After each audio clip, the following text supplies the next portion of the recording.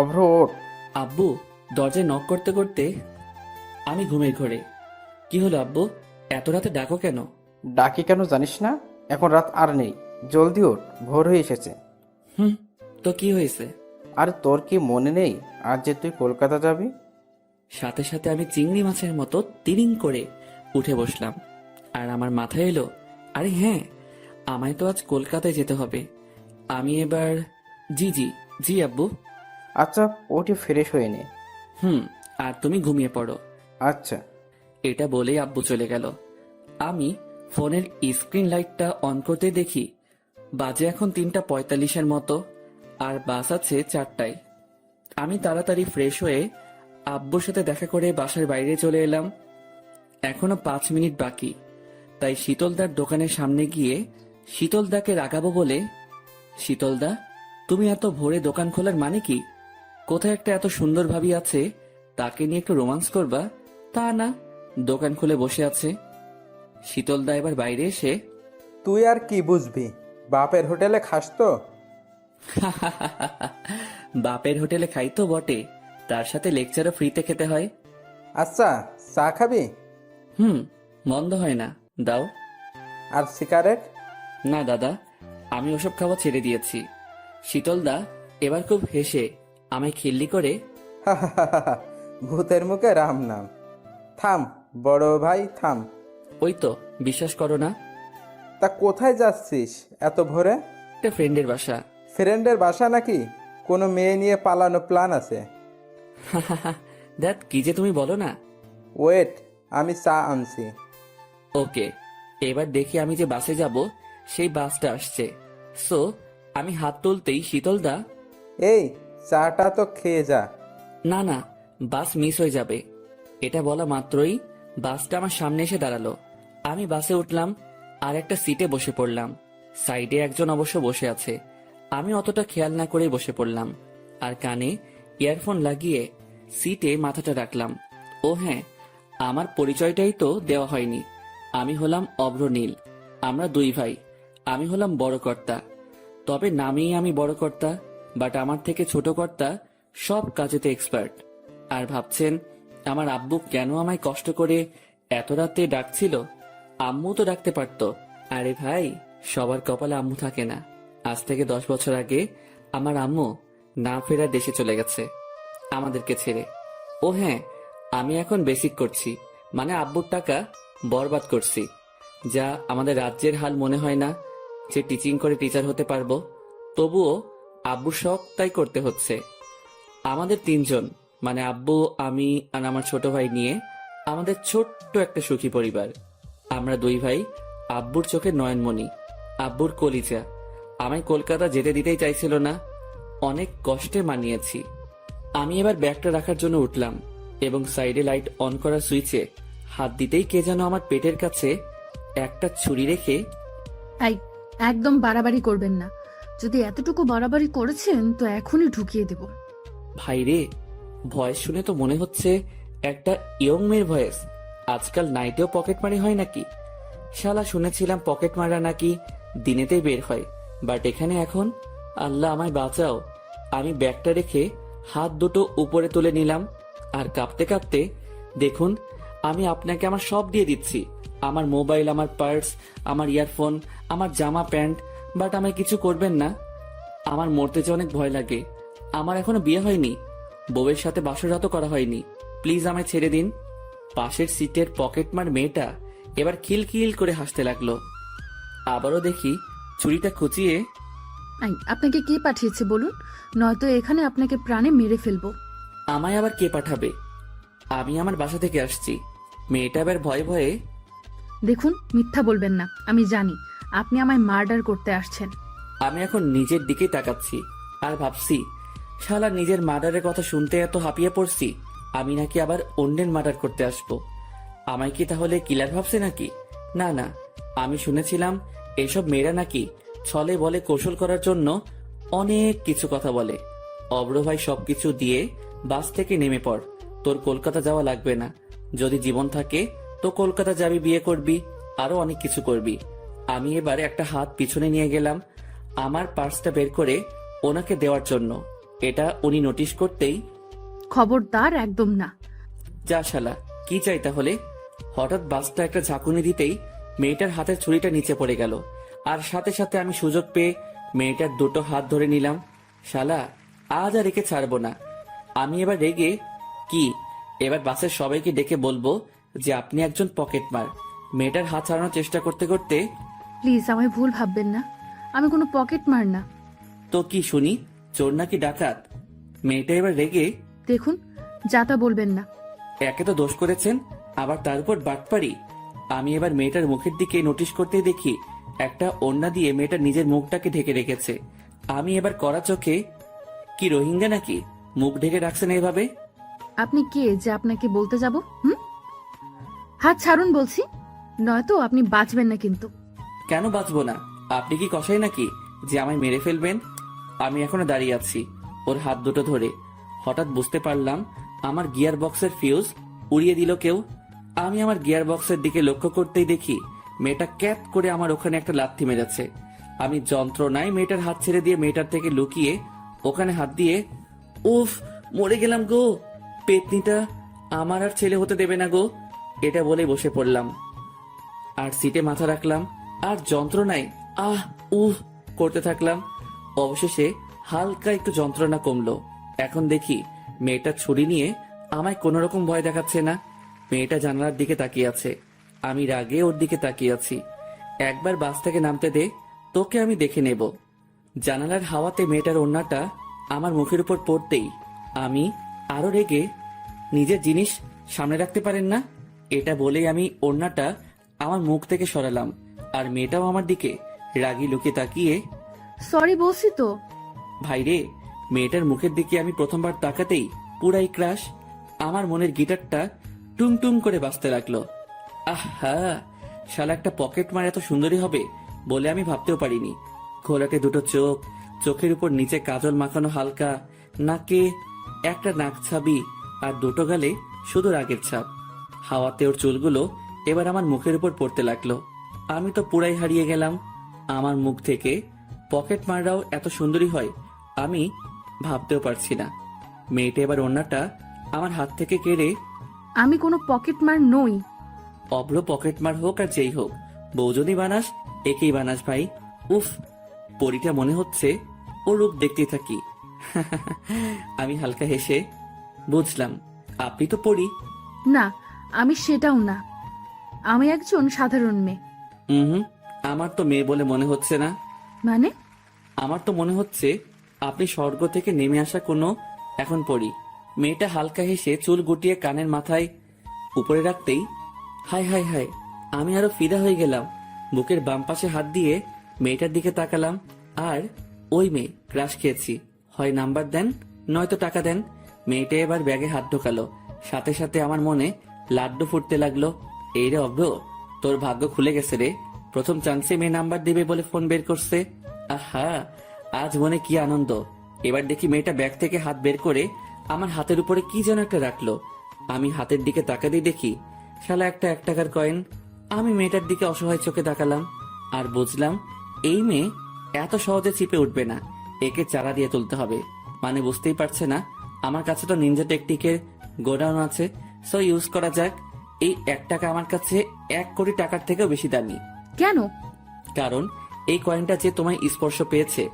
মেয়েটা হালকা হেসে, পাগল নাকি? আমি হালকা হেসে, ধন্যবাদ পাগল বলার জন্য। কেন? আমার আব্বু নাকি বলে আমি নাকি পাগল, এই নিয়ে কনফিউজ ছিলাম। আমি কি সত্যি পাগল? তবে আজ সবটা ক্লিয়ার হয়ে গেল, কারণ আপনার মতো এত সুন্দরী একটা মেয়ে যখন পাগল বলেছে, সত্যি আমি পাগল। মেয়েটা এবার ওর মাথায় হাত তুলে একবার ঘুরিয়ে, সত্যিই আপনি পাগল। উফ, এভাবে হাসবেন না, আমায় কি মেরে ফেলবেন নাকি? মারবো কেন? আরে, আপনার হাসিতে যে পরিমাণ সুগার আছে তাতে তো আমার ডায়াবেটিস হতে পারে, আর তাতে তো আমি মারাই যাব। মারবো না। ইস, তাই বলে কি আপনি হাসা বন্ধ করে দেবেন নাকি? জি, আমার না হাসলে যদি কারো প্রাণ বাঁচে তাহলে বাঁচুক। আরে, আপনি না হাসলে তো আমি আরো জলদি মারা যাব। আপনার মিষ্টি হাসিটা আপনার দুষ্টু দুষ্টু দুটো ঠোঁটের কোণে থাকলে বেশ মন্দ লাগে না। ভাইরে, মেয়ে তো মনে হচ্ছে ফ্ল্যাট। মেয়েটা এবার মাথা নিচু করে হাই, আমি শ্রেয়া। আমি বাঁকুড়াতে পড়াশোনা করি। আমিও হেসে, বাহ, আপনার মতো, আপনার নামটাও তো ভারী মিষ্টি। তাই? থ্যাঙ্কস। আর আপনি? আমি অভ্রনীল, আমারও বাঁকুড়াতেই বাসা। ও আচ্ছা, বাই দ্য ওয়ে, আপনি সত্যিই কিলার নন তো? জি, আমি মানুষকে কিল করি না, বাট আপনি চাইলে আপনার বুকের বাম পাশে থাকা হাড়টা কিল করতে পারি। মেয়েটা হালকা রেগে, দেখুন, মেরে ফেলবো কিন্তু। মেরেই তো ফেলেছেন, সাথে হার্টও চুরি করেছেন আমার। তাই? জি মহারানী। মেয়েটা এবার একটা স্বস্তির নিঃশ্বাস ফেলে, ওকে ফাইন, তা কোথায় যাবেন? আপনি যতদূর যাবেন তত দূরই যাব। জাহান্নামে নিয়ে গেলেও সেখানেও যেতে পারি। মেয়েটা এবার মুখে হাত দিয়ে হাসতে হাসতে, বেশ, ফ্ল্যাট তো ভালোই করতে পারেন। আমি মেয়েটার চোখের দিকে তাকিয়ে মুচকি হেসে, না, আমি ফ্লার্ট করি না কাউকে, তবে আজ আর নিজেকে সামলাতে পারলাম না আপনার মতো একটা বিশ্ব সুন্দরীকে চোখের সামনে পেয়ে। উফ, আপনি এত কথা পান কোথায় এত তাড়াতাড়ি?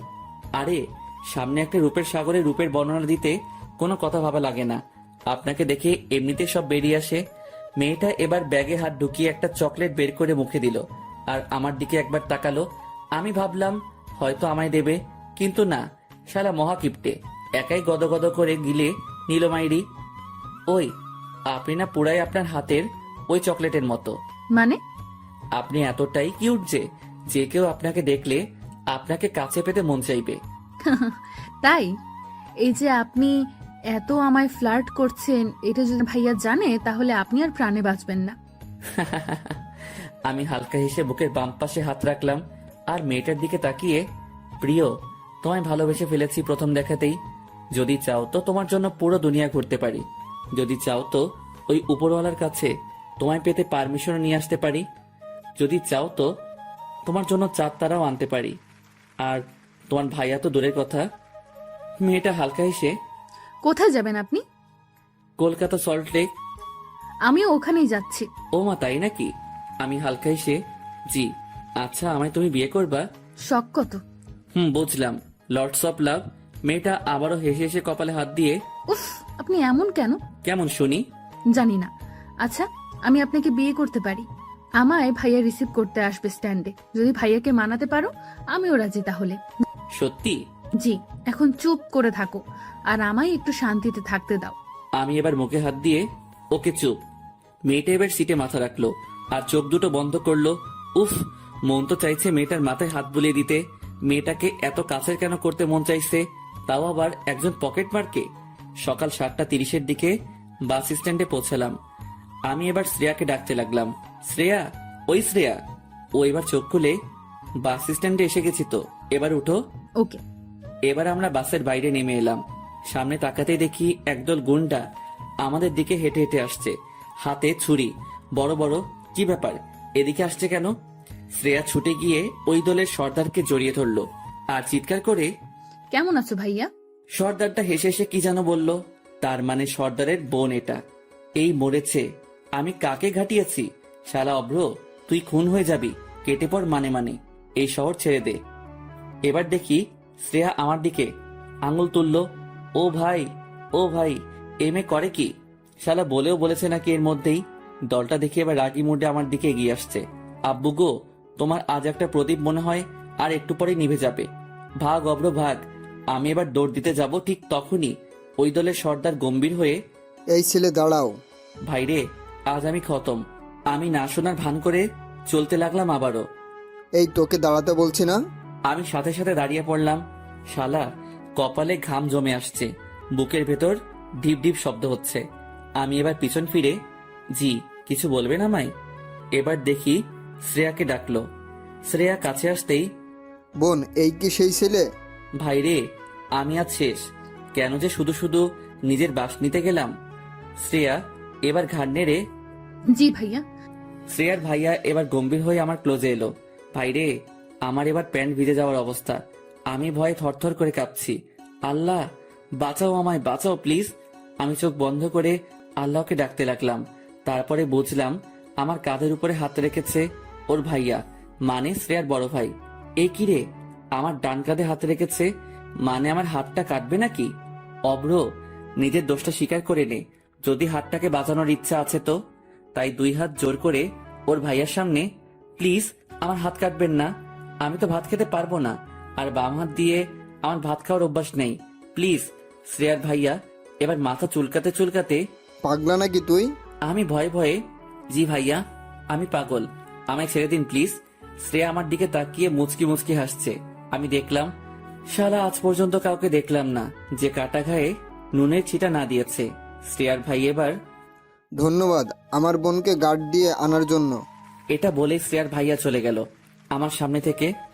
শালা এবার নিজেকে বডিগার্ড মনে হচ্ছে, আর আমি শ্রেয়াকে গার্ড দিয়ে এনেছি। মানে ধুর, কিছুই তো বুঝতে পারছি না।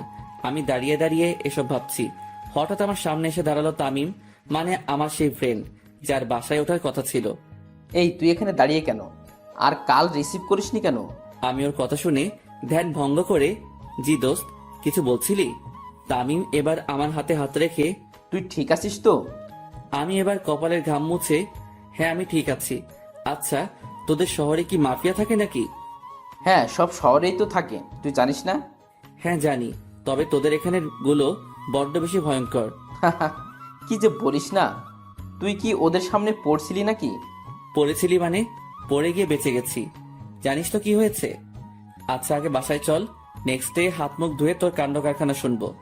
এটা বলেই ও আমায় বাইকে তুলে ওদের বাসায় নিয়ে এলো। আমি হাত মুখ ধুয়ে ওর রুমে এসে ওকে সবটা খুলে বললাম। তামিম দেখি ভয়ে পুরাই থমকে গেছে, আর আমার দিকে তাকিয়ে হাততালি দিয়ে, তোকে আমি কতবার বলেছি মেয়েদের সাথে ফ্ল্যাট অফ কর। আমি হালকা হেসে, কি করব বল দোস্ত, আমি যে সিঙ্গেল, যে মেয়েকেই দেখি তাকে নিয়ে স্বপ্ন দেখা শুরু করে ফেলি। জি, এবার এটাও দেখো যে একদিন গুলি খেয়ে পড়ে আসিস। আমি এবার একটু ভাব নিয়ে, দেখ দোস্ত, এই অব্র কারোর থেকে কম না। আচ্ছা যাই হোক, অনেক জার্নি করে এসেছিস, খাওয়া দাওয়া কর, একটু রেস্ট নে। আচ্ছা দোস্ত। আমি এবার খাওয়া সেরে রুমে বসে আছি। অনেকক্ষণই বসে রইলাম, দেখলাম তামিমের কোনো পাত্তাই পাচ্ছি না। তাই ড্রয়িং রুমে গিয়ে আন্টিকে, আন্টি তামিম কোথায়? ও একটু বাজারে গেছে। ও আচ্ছা, ওকে আন্টি, এটা বলে আমি রুমে চলে এলাম। জানালার সাইডে গিয়ে চারদিকটা দেখতে লাগলাম। সত্যি এই শহরটা খুবই সুন্দর, একের পর এক ইমারত, সত্যি কলকাতা প্রাণের শহর। দূরে চোখ মেলতেই দেখি গাড়ির ভিড়, কোথাও বেলুন বিক্রি করছে কেউ, আবার কেউ ভিক্ষা করছে, আবার কেউ রাস্তা পারাপার করতে ব্যস্ত। দুপুরটাও কেটে গেল রুমের মধ্যেই। বিকেলের দিকে ছাদে গেলাম, তামিম আর আমি। তামিম বসে আছে একটা কর্নারে, আর আমি চারদিকটা ঘুরে দেখছি, বেশ ভালো লাগছে। হঠাৎ একটা ছাদের দিকে লক্ষ্য করতেই আমি দিশা হারিয়ে ফেললাম। আরে এ তো শ্রেয়া। সাথে সাথে আমি, তামিম, আমি নিচে গেলাম। কেন? আব্বে আমি গেলাম নিচে, তুই থাক এখানে। আরে কেন বলবি তো? ভাই বলার টাইম নেই, এটা বলেই আমি রুমে চলে এলাম। ভাই রে, বুকটা দূর দূর করে কাঁপছে। তার মানে শ্রেয়ার কি এখানে বাসা? তামিমও কিছুক্ষণ পর রুমে আসতেই, আচ্ছা তামিম, তোদের এই এলাকায় কি কোনো মাফিয়া থাকে? না তো, কেন? না, তাহলে ওই যার কথা বলছিলাম তার বোনকে দেখলাম অন্য একটা ছাদে, তাই আর কি। দূর বেটা, তুই একটু আজকাল বেশি দেখিস। হতে পারে। আমি এবার ড্রেস চেঞ্জ করে বাইরে এসে দাঁড়িয়ে আছি তামিমের জন্য। বেশ স্টাইল এবং ভাব ধরে পকেটে হাত গুজে হিরো আলমের মতো দাঁড়িয়ে রাস্তার দিকে তাকিয়ে আছি গেটের সামনে। সাইড থেকে কে যেন বলল, এক্সকিউজ মি। আমি সাইডে তাকাতেই দেখি, আরে এ তো শ্রেয়া। আমি সাথে সাথে মুখ ঘুরিয়ে নিলাম। শ্রেয়া এবার আমার সামনে এসে, আপনি সেই ছেলেটা না যার সাথে আমার বাসে মিট হয়েছিল? আরে কি যাতা বলছেন, আমি আপনাকে চিনি না। শ্রেয়া এবার আমার সামনে এসে, না, আপনি সেই ছেলেটাই। শ্রেয়া এবার আমার হাত ধরে হ্যান্ডশেক করে, থ্যাংক ইউ সো মাচ আমায় আমার গন্তব্যে পৌঁছে দেওয়ার জন্য। আমার পেছনে এই শহরের এক মাফিয়া লেগেছিল। খবর পেয়েছিলাম আমায় নাকি বাসে অ্যাটাক করবে, তাই আমি ভয়ে আপনার সাথে তখন ওরকম ব্যবহার করে ফেলেছিলাম। এটা বলে মেয়েটা কানে হাত দিয়ে, সরি ইয়ার। আমি এবার মেয়েটার দিকে তাকালাম। মেয়েটা সরি বলার কায়দাতেও একটা জাদু আছে। আমি হালকা হেসে, তার মানে আমাদের মধ্যে বাসে যা হয়েছে তা আপনি কিছুই বলেননি আপনার ভাইয়াকে? মেয়েটা এবার হালকা হেসে, বাচ্চা ধন, এবার পথে এসেছেন তাহলে, এবার তো বলে দেখতেই হবে। আর হ্যাঁ, তখন আমায় ছাদ থেকে দেখে নেমে গেলেন কেন? ভয় পেয়েছেন বুঝি? আমি এবার আরো একটু ভাব নিয়ে, যা কি যাতা বলছেন, আমি একটা স্মার্ট পোলা, আর আমি আবার ভয়? তাই নাকি? তাহলে এবার বাসে ঘটে যাওয়া ঘটনাটা ভাইকে বলতেই হচ্ছে দেখি। আমি সাথে সাথে ভয় চুপসে, প্লিজ ম্যাডাম, এরকম সর্বনাশ করবেন না, আমি এখনো বাঁচতে চাই। ও মা, আপনি যে বাসে বললেন আমায় পেতে নাকি আপনি মরতেও রাজি আছেন। আমি আবারও একটু ভাব নিয়ে, সে আলাদা ব্যাপার। বেশি ব্যাপার করলে না পেপে দিয়ে চেপে দেব। আরে এই মেয়ে তো দেখি বড় শেয়ানা। আচ্ছা, আমি একটু বাইরে যাব, সো আপনি এখন আসতে পারেন। আসতে পারি মানে আমার সাথে এখন তুইও যাবি? কোথায় আর কেন? মার্কেটে। আর কেন মানে? আজ থেকে তুই আমার বডিগার্ড। ও হ্যালো, আমি এখানে ঘুরতে এসেছি, কারোর বডিগার্ড হতে না। সাথে সাথে মেয়েটা আমার দিকে আঙুল তুলে, তাহলে গিয়ে বলি আমার ভাইয়াকে বাসে ঘটে যাওয়া ঘটনাটা। মানে কি, আমায় কিন্তু ব্ল্যাকমেইল করা হচ্ছে। তাতে ক্ষতি কি? দেখুন, আমি কিন্তু পুলিশে কমপ্লেন করব। আমার ভাইয়া সামলে নেবে। কেন, আপনার ভাই কি উকিল নাকি? জি, সব আমার ভাইয়া। এ শহরে ওনার কথাই চলে। আমি এবার আরো বেশি ভয় পেয়ে, আচ্ছা এখন বলুন আমায় কি করতে হবে? চল ড্রাইভ কর। স্লিম চলবে, ভালোই ড্রাইভ করা যাবে। মেয়েটা এবার রেগে, ও হ্যালো, আমি গাড়ির কথা বলছি। আমিও হালকা হেসে মেয়েটার দিকে তাকিয়ে, বেশ ভালো গাড়িটা। মেয়েটা এবার আমার হাতে চাবিকাঠি তুলে, ওই যে গাড়িটা আছে ওইটা আমার, যান নিয়ে আসেন। আমি মেয়েটার দিকে তাকিয়ে রেগে, আমি কিন্তু ড্রাইভার না, এটা বলেই আমি মেয়েটার থেকে দূরে আসবো। ঠিক তখনই মেয়েটা আমার পেটের কাছে পিস্তল রেখে, এবার বল যাবি কিনা। আমি এবার ভয়ে হেসে হেসে, আমি যাচ্ছি, এই যাচ্ছি, এটা বলে এগোতে যাব। ঠিক তখনই তামিম বাসা থেকে বেরিয়ে, কিরে কই যাস? আমি তামিমের দিকে অসহায় চোখে তাকিয়ে, ভাই তুই আমায় বাঁচা। তামিম এবার আমার কাছে এসে, কি হয়েছে? ভাই এই মেয়ে। সাথে সাথে মেয়েটা পিছন থেকে পিস্তলটা দেখালো আর শুট করার ইশারা করলো। আমি এতে ভয় পেয়ে, না দোস্ত কিছু না, আজ না অন্যদিন বের হব, আজ একটু আমার ফ্রেন্ডের সাথে বের হব। তামিম এবার মেয়েটার দিকে তাকাতেই শক খেয়ে, তুই পাগল নাকি? মাফিয়ার বোনের সাথে বের হবি? ভাই হাতি পাকে পড়লে যেমন মশাও লাথি মারে, ঠিক তেমন আমার অবস্থা হয়েছে এখন। মেয়েটা এবার আমাদের কাছে এসে, ওই অব্র, চলেন, আমার একটু তাড়া আছে। এটা বলেই আমার হাত ধরে গট করে গাড়ির কাছে নিয়ে চলে গেল। আমি নিরুপায় হয়ে ড্রাইভিং সিটে বসলাম, মেয়েটা সাইডে বসলো, আর আমি গাড়ি স্টার্ট দিলাম। এখন অন দা ওয়ে। আমি মেয়েটার দিকে তাকিয়ে, আচ্ছা আপনাকে একটা কথা বলবো? বলুন। আপনি কি সত্যি এমন, নাকি না বাইরের আগের পিছনে একটা ভালো মনের মানুষ লুকিয়ে আছে? মেয়েটা এবার আমার দিকে কড়া চোখে তাকিয়ে, সেটা আপনার জেনে লাভ কি? আমি এবার হালকা হেসে, যতই হোক আমি তো আপনার ফিউচার হাজবেন্ড। সাথে সাথে মেয়েটা আমার দিকে পিস্তল তুলে, গুলি মেরে খুলি উড়িয়ে দেব। আরে কুল, এটা করলে যে আপনি আম্মু হতে পারবেন না। দেখুন, ভালো হচ্ছে না, কিন্তু আপনি আমার প্রাণ বাঁচিয়েছেন, তাই আপনাকে ছাড়তে বাধ্য হচ্ছি। আমার ব্যাকগ্রাউন্ড জানেন না, আজ পর্যন্ত 20টার বেশি খুন করেছি। এবার আমি একটু শান্তি পেলাম, কারণ মেয়েটা আমায় মারবে না, সো একটু বেশি করে মজা করা যেতেই পারে। তাই আমি আরো করবেন। কত ছেলের মন যে আপনি আপনার রূপের পিস্তল দিয়ে খুন করেছেন, সেটা তো আপনাকে দেখেই বোঝা যাচ্ছে। মেয়েটা পিস্তলের নলটা আমার মুখে ঢুকিয়ে দিয়ে, দেব ট্রিগারটা চেপে।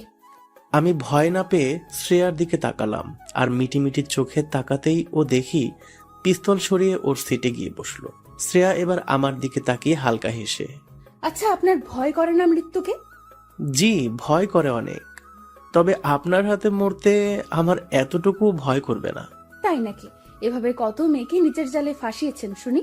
কাউকে ফাঁসাতে পারিনি, তবে আপনাকে ফাঁসাতে পারি যদি আপনি পারমিশন দেন। মেয়েটা রাগী লুকে আমার দিকে তাকালো আর কপালে হাত দিয়ে, ভাগ্যিস তুমি আমার জান বাঁচিয়েছো, নয়তো এখনই। আচ্ছা বাদ দেন, কই যাবেন বলুন? সামনে একটা মল আছে, ওখানে। ওর কথা মতো মলে দাঁড়ালাম এবং ভেতরে ঢুকলাম। উফ, সব মেয়েগুলো পুরাই আগুন। কার দিকে তাকাবো, কারোর দিকে না তাকিয়ে থাকবো, কিছুই বুঝতে পারছি না। তাই আমি একটা জায়গায় গিয়ে দাঁড়িয়ে শুধু মেয়েদের দেখতে লাগলাম। কিছু মেয়ে আমায় পাগল ভেবে হাসতে হাসতে আমার সামনে থেকে চলে যাচ্ছে, আমিও তাদের দেখে হাসছি। শ্রেয়া কোথা থেকে এসে যেন আমার বাম হাতটা ধরে আমার পেটে একটা কিল বসিয়ে দিল আর চোখের দিকে দুটো আঙ্গুল বাড়িয়ে এখানে আপনাকে মেয়ে দেখানোর জন্য নিয়ে আসা হয়নি। আমি পেটে হাত দিয়ে, ওকে চলুন। উফ, শান্তি মতো দুটো মেয়েও দেখতে পারবো না। মেয়েটা গম্ভীর হয়ে আবারও, আমার সাথে সাথে থাকবেন, আমায় ছেড়ে কোথাও যাবেন না, আমার ক্ষতি হতে পারে। আমি এবার আমার একটু সরল মনে ভাবলাম, না, মেয়েটার সাথে থাকা দরকার, কারণ সত্যি ওর যদি কোনো ক্ষতি হয়।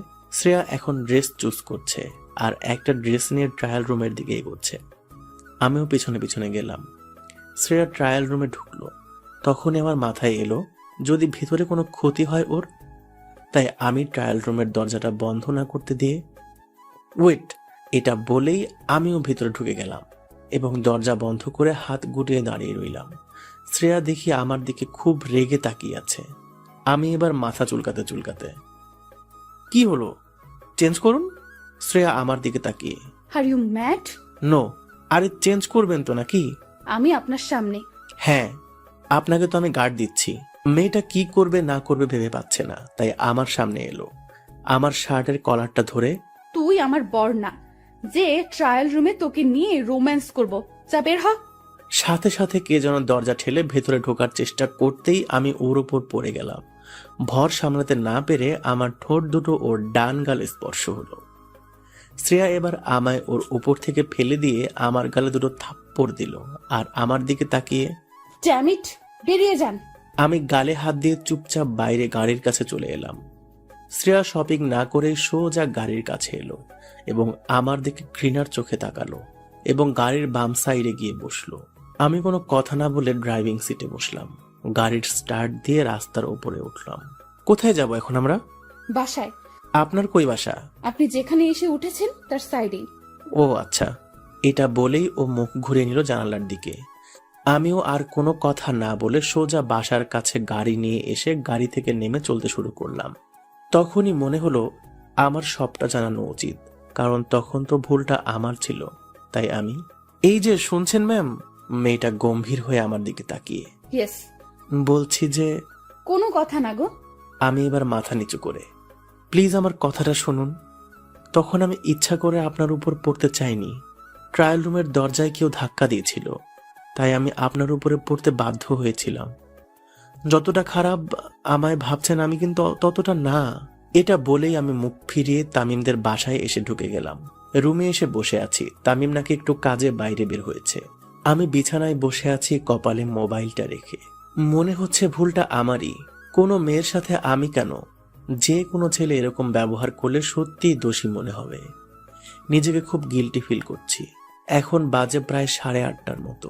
তাই একটু তামিমদের বাসার ছাদে গেলাম। ছাদের এক কর্নারে দাঁড়িয়ে মুখে একটা সিগারেট তুললাম। অবশ্য আমি নেশা ছেড়ে দিয়েছিলাম, কিন্তু আজ এতটা আমার খারাপ লেগেছে, আমার ঠোঁট আবার সিগারেটের স্পর্শ পেতে বাধ্য হলো। ছাদে বেশ বসন্তের হাওয়া বইছে। সারা দিন গরম আর হালকা শীতল বাতাস। সিগারেটটা একটা টান নিয়ে বাম হাতে ধরে ছাদের পাঁচিলের উপরে হাতটা রাখলাম আর মাথাটা নিচু করে শ্রেয়ার সাথে ঘটে যাওয়া ট্রায়াল রুমের ওই মোমেন্টটা ভাবতে লাগলাম।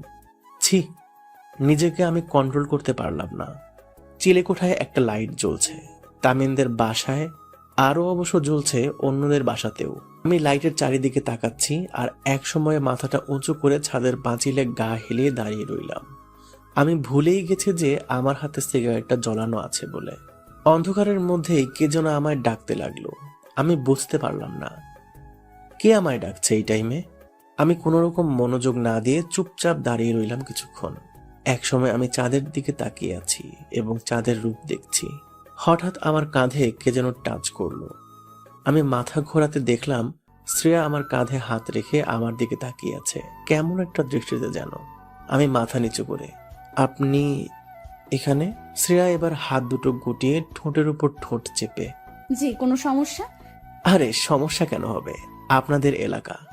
আমি বলতে চেয়েছি তামিমদের বাসায় আপনি একা এসেছেন, তাও আন্টি কিছু বলেনি আপনাকে আসতে দেখে? জি না, আমি তো এখানেই থাকি, তাহলে আমায় কেন কেউ কিছু বলবে? ও হ্যাঁ, তাই তো। আমি একগাল হেসে, আমি আবারও গিল্টি ফিল করতে করতে, তখন তো সরি বললাম, আবার কি থাপ্পড় মারবেন নাকি, তাই হয়তো এখানে এসেছেন। শ্রেয়া আমার দিকে তাকালো এবং আমার গালের কাছে ওর একটা হাত নিয়ে এসে, ওই ছেলে কি ভাবেন নিজেকে? তেমন কিছু না, একজন সাধারণ ছেলে ভাবি। সাধারণ ছেলে ভাবেন তো আমায় তখন বুঝিয়ে বললেন না কেন যে দোষটা আপনার ছিল না? দেখুন ম্যাম, আপনার ভাইয়া এই শহরের একজন মাফিয়া। আপনার সাথে টেক্কা দিয়ে কথা বলতে গিয়ে হয়তো আমি তামিমদের ফ্যামিলি এবং নিজের ফ্যামিলিকে বিপদে ফেলতাম, তাই সবটা আমি মাথা নিচু করে সহ্য করে নিয়েছি। আর আপনার কথা মতো আপনার কোনো ক্ষতি যাতে না হয় তার জন্যই আমি ট্রায়াল রুমেও ঢুকেছিলাম, যাতে আপনার কোনো ক্ষতি না হয়। ম্যাম, হয়তো এই কলকাতা শহর নিয়ে আমার এক্সপিরিয়েন্স নেই, তবে শুনেছি কিছু কিছু বড় বড় মলে কিছু ফাজিল বখাটে পোলাপান সিক্রেট ক্যামেরা রাখে, তাই আর কি। আপনাকে হয়তো সেই টাইমে বললে আপনি রেগে যেতেন, তাই আমার কথায় আপনাকে ব্যস্ত রেখে চারিদিকটা তাকিয়ে আপনার রক্ষা করার কর্তব্য পালন করছিলাম। শ্রেয়া আমার কথাটা শুনে মাথাটা নিচু করলো আর হালকা কণ্ঠে, আমার তখন ওভাবে আপনাকে মারাটা ঠিক হয়নি। আমি আবারও হালকা হেসে, আরে না না, ঠিক আছে। শ্রেয়া এবার আমার দিকে তাকিয়ে, আমার দিকে তাকাবেন না। জি শুনতে তো পাচ্ছি, বলুন না। আমি মাফিয়ার বোন মানে এই না যে আমিও মাফিয়া। জানেন তো, আমি একজন সাধারণ মেয়ের মতো জীবনযাপন করতে চেয়েছিলাম, বাট কখনো তা পেরে উঠিনি, কারণ আমি যে মাফিয়ার বোন। জানেন, আমি চেয়েছি সবসময় কোনো ভিড় রাস্তায় হাঁটতে, কিন্তু আমি যখনই এই শহরের কোনো রাস্তায় বা কোনো গলিতে হাঁটি, আমি দেখে সবাই বলে, এই সবাই সরে দাঁড়াও, মাফিয়ার বোন আসছে। জানেন, আমার কোনো ফ্রেন্ডও নেই। কেন? কারণ আমার ভাইয়া মনে করেন ফ্রেন্ড থাকা মানে আমার মাথাটা তারা নষ্ট করে দেবে। এসব থেকে বাঁচতে আমি অনেক কষ্টে ভাইয়াকে মানিয়ে আপনার শহরের একটা কলেজে অ্যাডমিশন নেই। ও আচ্ছা। অভ্র, দেখুন, আমি জানি আপনার মনে আমায় নিয়ে একটা ভালো লাগা শুরু হয়েছে। একটু আগে বললেন না আপনি কোনো রকম আপনার জন্য আপনার ফ্যামিলি এবং তামিমের ফ্যামিলিকে বিপদে ফেলতে পারবেন না। তা একজন ভালো ফ্রেন্ড হিসেবে আপনাকে বলছি, প্লিজ নিজের প্রাণটাকে আমার জন্য আর ভাইয়ার হাতে আপনাদের দুটো ফ্যামিলিকে বলি হতে দেবেন না, প্লিজ। আমি মাথা নিচু করলাম এবং ঘাড় নেড়ে, ওকে। মেয়েটা এবার হাত বাড়িয়ে, তাহলে আমরা একজন গুড ফ্রেন্ড, তবে সিক্রেট। No thanks. এটা বলেই আমি নিচে চলে আসার জন্য চিলে কোঠায় এলাম। শ্রেয়া দৌড়ে আমার সামনে এসে আমায় আটকে। কি হলো বলুন? আমি চাই না আমরা দুজনে এই বন্ধুত্বের সম্পর্কে জড়াই। শ্রেয়া এবার মাথা নিচু করে, ওকে, নো প্রবলেম। আমি চাইছি শ্রেয়াকে কিছু বলবো, বাট আমায় কেন জানি আমার মন বলতে দিচ্ছে না। হ্যাঁ, এখন সেই ভালো লাগাটা কোথায় যেন হারিয়ে গেছে। ভালো লাগা তো বেশিক্ষণ টিকে না, আর এটা তো কোনো মুভি না যে এই একবেলার ভালো লাগাতে ভালোবাসা বলবো। আমি শ্রেয়ার দিকে তাকিয়ে মুচকি হেসে, চলুন নিচে যাই, না হলে আন্টি কি যাতা ভেবে বসবে। ওকে। এটা বলেই দুজন পাশাপাশি চলতে শুরু করতেই একে অপরের হাতের ওপর স্পর্শ হতেই আমি হাতটা ঝিনকে নিলাম। আলাদা একটা খুব ভালো লাগা অনুভূতি এখন কাজ করছে। মেয়েটার দুলতে থাকা কানের দুলটার মতো আমার বুকের বাম পাশের হার্টবিটটা ধক ধক করতে লাগলো। আমি হাতটা আবারও নিচে নামিয়ে রাখলাম, শুধুমাত্র একবার শ্রেয়াকে ফিল করার জন্য। তবে এবারে শ্রেয়া হাত দুটো উপরে তুলে নিয়েছে। নিচে নেমে আসতেই আমাদেরকে তামিম দেখে আর কাছে ছুটে এসে আমার কানে কানে, এই হারামি, আজ ছাদে কাল তো রুমেও নিয়ে আসবি দেখছি। শ্রেয়া এটা হালকা শুনতে পেয়েছে। তামিমের দিকে রাগী লুক দিল এবং ফিসফিস করে, ইডিয়েট। দেখলি তো কত বড় ফাজিল মেয়ে, কেন যে তুই ওর পাল্লায় পড়লি? আমি তামিমের দিকে তাকালাম আর মজা করে, আরে বিয়ে করছি ওকে কাল পালিয়ে নিয়ে গিয়ে, আর ভাবছি তোকে সাক্ষী রাখবো সাথে সাথে। এই তুই কি বলছিস? তোর মাথা ঠিক আছে তো? জি ভাই, কাল রেডি থাকিস যাওয়ার জন্য কোর্টে। না ভাই, আমার কাল কাজ আছে। তামিম খুব ভয় পেয়ে গেছে আমার কথা শুনে। পরের দিন সকালে রুমে বসে আছি আমি আর তামিম। দেখলাম শ্রেয়া তামিমদের বাসায় এসে আন্টির সাথে গল্প করছে। আমি দরজা থেকে উকি মেরে দেখলাম আন্টির দিকে শ্রেয়ার কোনো খেয়াল নেই, ওর দু চোখ কাউকে যেন খুঁজছে। অবশেষে শ্রেয়া আন্টির সামনে বলেই ফেললো, আচ্ছা আন্টি, তামিম কোথায়? রুমে আছে। কেন? না মানে আন্টি, তামিম ভাইয়ের সাথে কিছু নোটস কালেক্ট করার ছিল, তাই আর কি। ও তাই নাকি? তাহলে রুমে যাও ওর, আর আমি কিছু তোমাদের জন্য বানিয়ে নিয়ে আসি কিচেন থেকে। ওকে। শ্রেয়া এবার রুমের দিকে এগিয়ে আসতেই আমি দৌড়ে গিয়ে সোফায় বসে পড়লাম, মোবাইলে মাথা গুঁজে। শ্রেয়াকে তামিম ওর রুমে দেখতেই আমার দিকে তাকিয়ে। আপনি? শ্রেয়া তামিমের সাথে কোনো কথা না বলে আমার সামনে এসে দাঁড়ালো এবং আমার দিকে তাকিয়ে, আই লাভ ইউ। তামিম সাথে সাথে লাফিয়ে উঠল এবং আমার দিকে তাকিয়ে, ভাই তুই শেষ, আমি শ্রেয়ার মুখের দিকে তাকালাম এবং হালকা হেসে, ফান কেন করছেন? শ্রেয়া আমার পাশে বসলো এবং আমার চোখের দিকে তাকিয়ে। আমার চোখের দিকে তাকিয়ে দেখুন, আমি কোনো রকম মজা করছি না। আমি আবারও হেসে, ম্যাম, এই শহরে চোখ দেখে ভালোবাসার প্রমাণ বোঝা যায় না। আর হ্যাঁ, আমি তো কোনো লেখক বা কবি না যে মনের ভাব বুঝতে পারবো। তামিম আমাদের এরকম কথা শুনে হালকা কাশি দিয়ে, উফ, আমি আসছি, এখন তোরা কথা বল। Carry on bro. শ্রেয়া সোজা আমার ডান হাতটা ওর দুটো হাত দিয়ে শক্ত করে ধরে। প্লিজ। আমি এবার শ্রেয়ার সাইড থেকে উঠে দাঁড়ালাম এবং আমার হাত দুটো প্যান্টের পকেটে পরে। জানি না আপনি সিরিয়াস বলছেন নাকি ভান করে বলছেন, সে যাই হোক, তবে আমি আমার এবং তামিমের ফ্যামিলিকে আমাদের জন্য বিপদে ফেলতে পারবো না। শ্রেয়া আঙুল ঘষতে ঘষতে আমার কাছে এলো এবং মাথা নিচু করে। জানেন তো, ছোটবেলায় আম্মু আব্বুর ভালোবাসা বঞ্চিত হয়েছিলাম। কলকাতা ভালোবাসার শহর, তবে আমি এই শহরের বুক থেকে কোনো দিন এই শহরের ভালোবাসা পেতে পারিনি, কারণ আমার স্কুলের টিউশন ছাড়া বাইরে অন্য কোনো জায়গায় যাওয়ার পারমিশন দেওয়া হয়নি। ভাইয়া হয়তো মাসে একবার আমার সাথে মিট করে। বেশিরভাগ মানুষই জানে না আমার ভাইয়ার আমি নামক একটা বোন আছে বলে।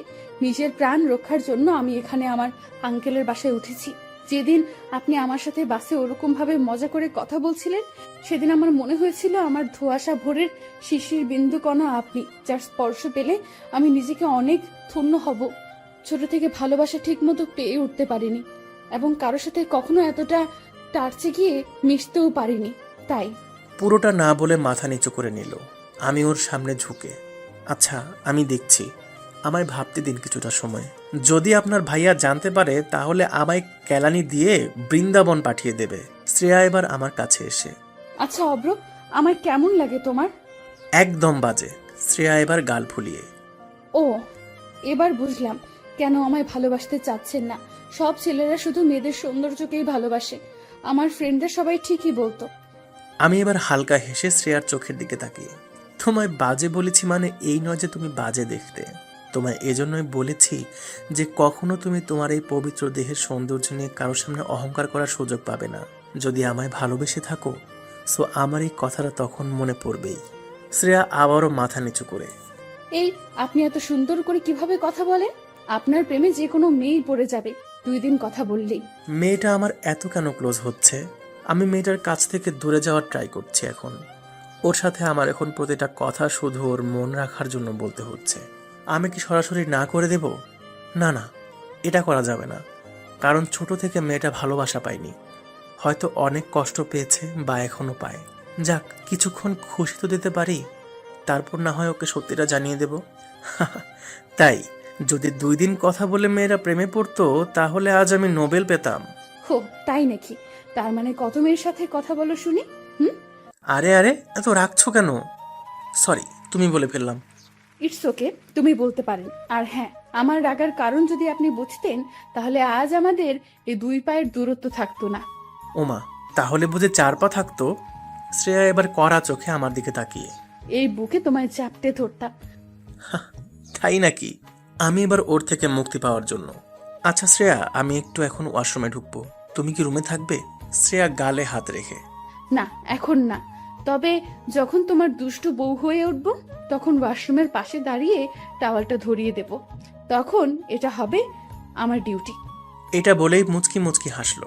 আমি ওর দিকে তাকিয়ে ভাবতে লাগলাম, ইস, মেয়েটার কত স্বপ্ন। জানি এই স্বপ্ন স্বপ্নের মতোই বিলীন হয়ে যাবে, আর স্বপ্ন কখনো সত্যি হয় না। ওকে শ্রেয়া, আমি তাহলে এখন আসি। আচ্ছা। এটা বলেই শ্রেয়া রুম থেকে বেরিয়ে গেল। আমি এবার ওয়াশরুমে ঢুকে জামার বোতাম খুলতে খুলতে ভাবছি, আমার জন্য এ শহর না। এ মেয়েটা যা পাগলামি শুরু করেছে আমায় ভালোবাসার মায়ায় জড়াতে বাধ্য করবে। তার থেকে আমি বরং এই শহর ছেড়ে আজই চলে যাই। মেয়েটা 2 দিন পর ঠিক হয়ে যাবে।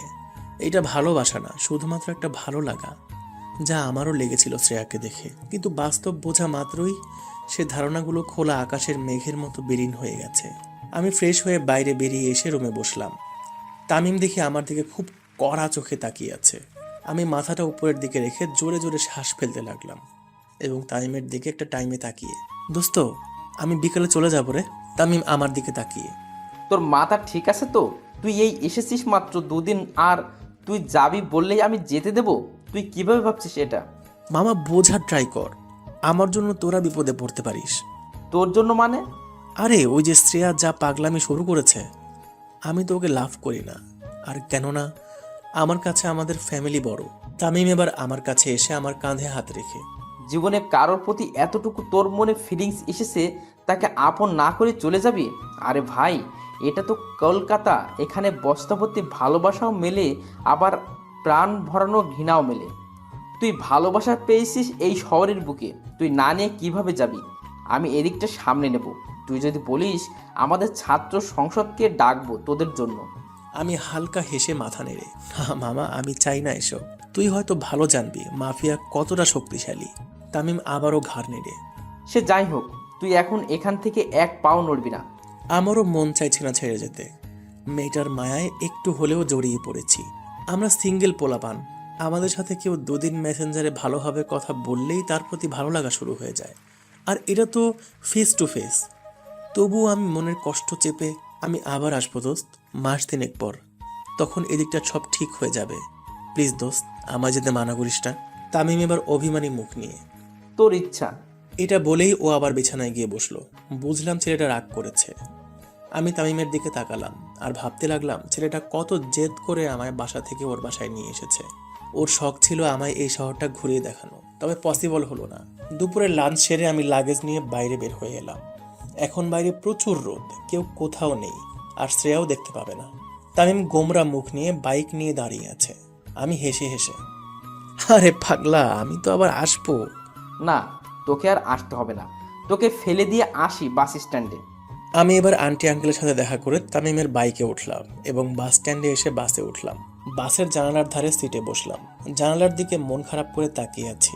মনে হচ্ছে আজ আমার মনটা কোনো কলা গাছের ভেলার মতো ভেসে আছে ভালোবাসার সাগরে।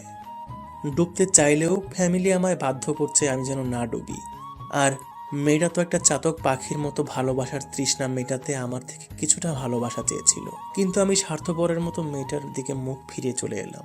আমি সোনার কাঠি খুঁজে পেয়েছিলাম, কিন্তু সোনার কাঠির যত্ন করার ভাগ্য আমার হয়ে ওঠেনি। এবার একটা লম্বা আশ্বাসের শ্বাস নিয়ে আবারও জানালার দিকে তাকালাম এবং হালকা হেসে, সালাম তোমায় কলকাতা। প্রতিদিন কত মানুষের ভালোবাসা এই শহরের বুকে হয়, আবার কত মানুষের ভালোবাসা এই শহরের বুকে নানা কারণে শেষ হয়। নেশার থেকে কম কিছু না এই শহর যে কাউকে ভালোবাসাতে বাধ্য করবে, সেটা কোনো মেয়েকে দিয়ে হোক কিংবা প্রাকৃতিক পরিবেশ দিয়ে হোক। আমার এসব কথা মাথায় আসতেই চোখ দিয়ে টপ টপ করে পানি পড়তে লাগলো। আমি চোখের পানি মুছে একটু শক্ত হলাম এবং আমি বুঝতে পারলাম আমার পকেটে কেউ যেন হাত পড়ছে। আমি সাথে সাথে হাতটা ধরলাম এবং সাইডে তাকিয়ে দেখলাম একটা হিজাব পরা মেয়ে। মেয়েটা বাঁচার জন্য চিৎকার করে, হেল্প হেল্প হেল্প, এই ছেলেটা আমার হাত ধরেছে। সাথে সাথে কতগুলো কলেজ স্টুডেন্ট এগিয়ে এলো। আরে ভাই, মেয়ে ডাকলে তো একটা 70 বছরের বুড়ো লাফিয়ে লাফিয়ে চলে আসবে। স্টুডেন্টগুলো আমার কাছে এসে আমার দিকে তাকালো এবং গম্ভীর হয়ে, বাসে মেয়েদের ইপটিজিং করা হচ্ছে। ভাই এই মেয়ে পকেট মার, আমার পকেটে হাত ঢোকাতে চেয়েছিল, আমি টের পেয়ে ওর হাত ধরেছি। এবার একটা স্টুডেন্ট এলো, বেশ স্টাইলিশ, চুলে কালার করা। সে এগিয়ে এসে বলল, আরে ভাই, এটা পসিবল না, একটা হিজাব পরা মেয়ে কখনো এরকম কাজ করতে পারে না। আমি এবার রেগে গেলাম এবং ওদের দিকে তাকিয়ে, ভাই চরিত্র হিজাবে বোঝা যায় না, হিজাব তো মিয়া খলিফাও পরে। সবাই আমার কথা শুনে চমকে গেল। আমি আরও রেগে মেয়েটার দিকে তাকিয়ে, সত্যিটা বলুন নাকি এখনই থানায় গিয়ে কমপ্লেন করবো আপনার নামে। মেয়েটা এবার ভয়ে ভয়ে। জি জি। এবার একটা বাস স্টপ আসতেই মেয়েটা আমার জোর করে হাত ছাড়িয়ে নেমে গেল। আমি আর কিছু না বলে চুপচাপ বসেই রইলাম এবং খুব সজাগ হলাম, আবার যদি পকেট মারে কেউ। বাটছাড়া রাস্তায় আর কোনো দুর্ঘটনা হয়নি। আমার বাসাতে এসে পৌঁছালাম। এখন বাজে প্রায় বিকাল 5:30টার মতো। বাসায় এসে ফ্রেশ হয়েই সোজা বেডের বালিশে মাথা দিলাম এবং পকেট থেকে ফোনটা বের করতেই দেখি তামিম অনেকবার কল দিয়েছে। তাই আমি কল ব্যাক করতেই জানতে পারলাম শ্রেয়া আমায় খুঁজছিল, বাট তামিম নাকি শ্রেয়াকে রেগে বলেছে, তোর জন্য ছেলেটা এই শহর ছাড়তে বাধ্য হলো, সব তোর দোষ। তামিমের কথা শুনে আমার মন আরো খারাপ হওয়া শুরু করলো। তামিম এটা কি করলো? আমি ফোন রেখে চুপচাপ বিছানায় শুয়ে রইলাম। 2 দিন পর বেলা 12টার দিকে শীতলের দোকানে বসে চা খাচ্ছি। কেউ নেই, আমি আর শীতলদা ছাড়া। ও তক্তাতে শুয়ে আছে আর আমি হাই বেঞ্চে শুয়ে পা নাড়াচ্ছি আর ইয়ারফোনে গান শুনছি। আমি এবার টের পেলাম দোকানে কেউ যেন ঢুকলো। আমি মাথা তুলে দেখলাম না, কারণ শীতলদা আছে দোকানে, যা দেওয়ার ও দিয়ে দেবে।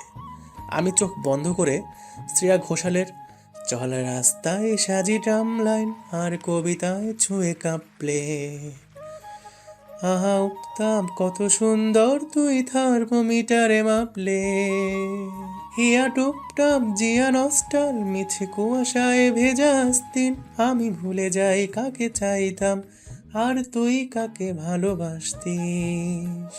এই গানটা শুনতে লাগলাম। হঠাৎ আমার সাইডে একজন বডি বিল্ডার এসে দাঁড়ালো মনে হলো।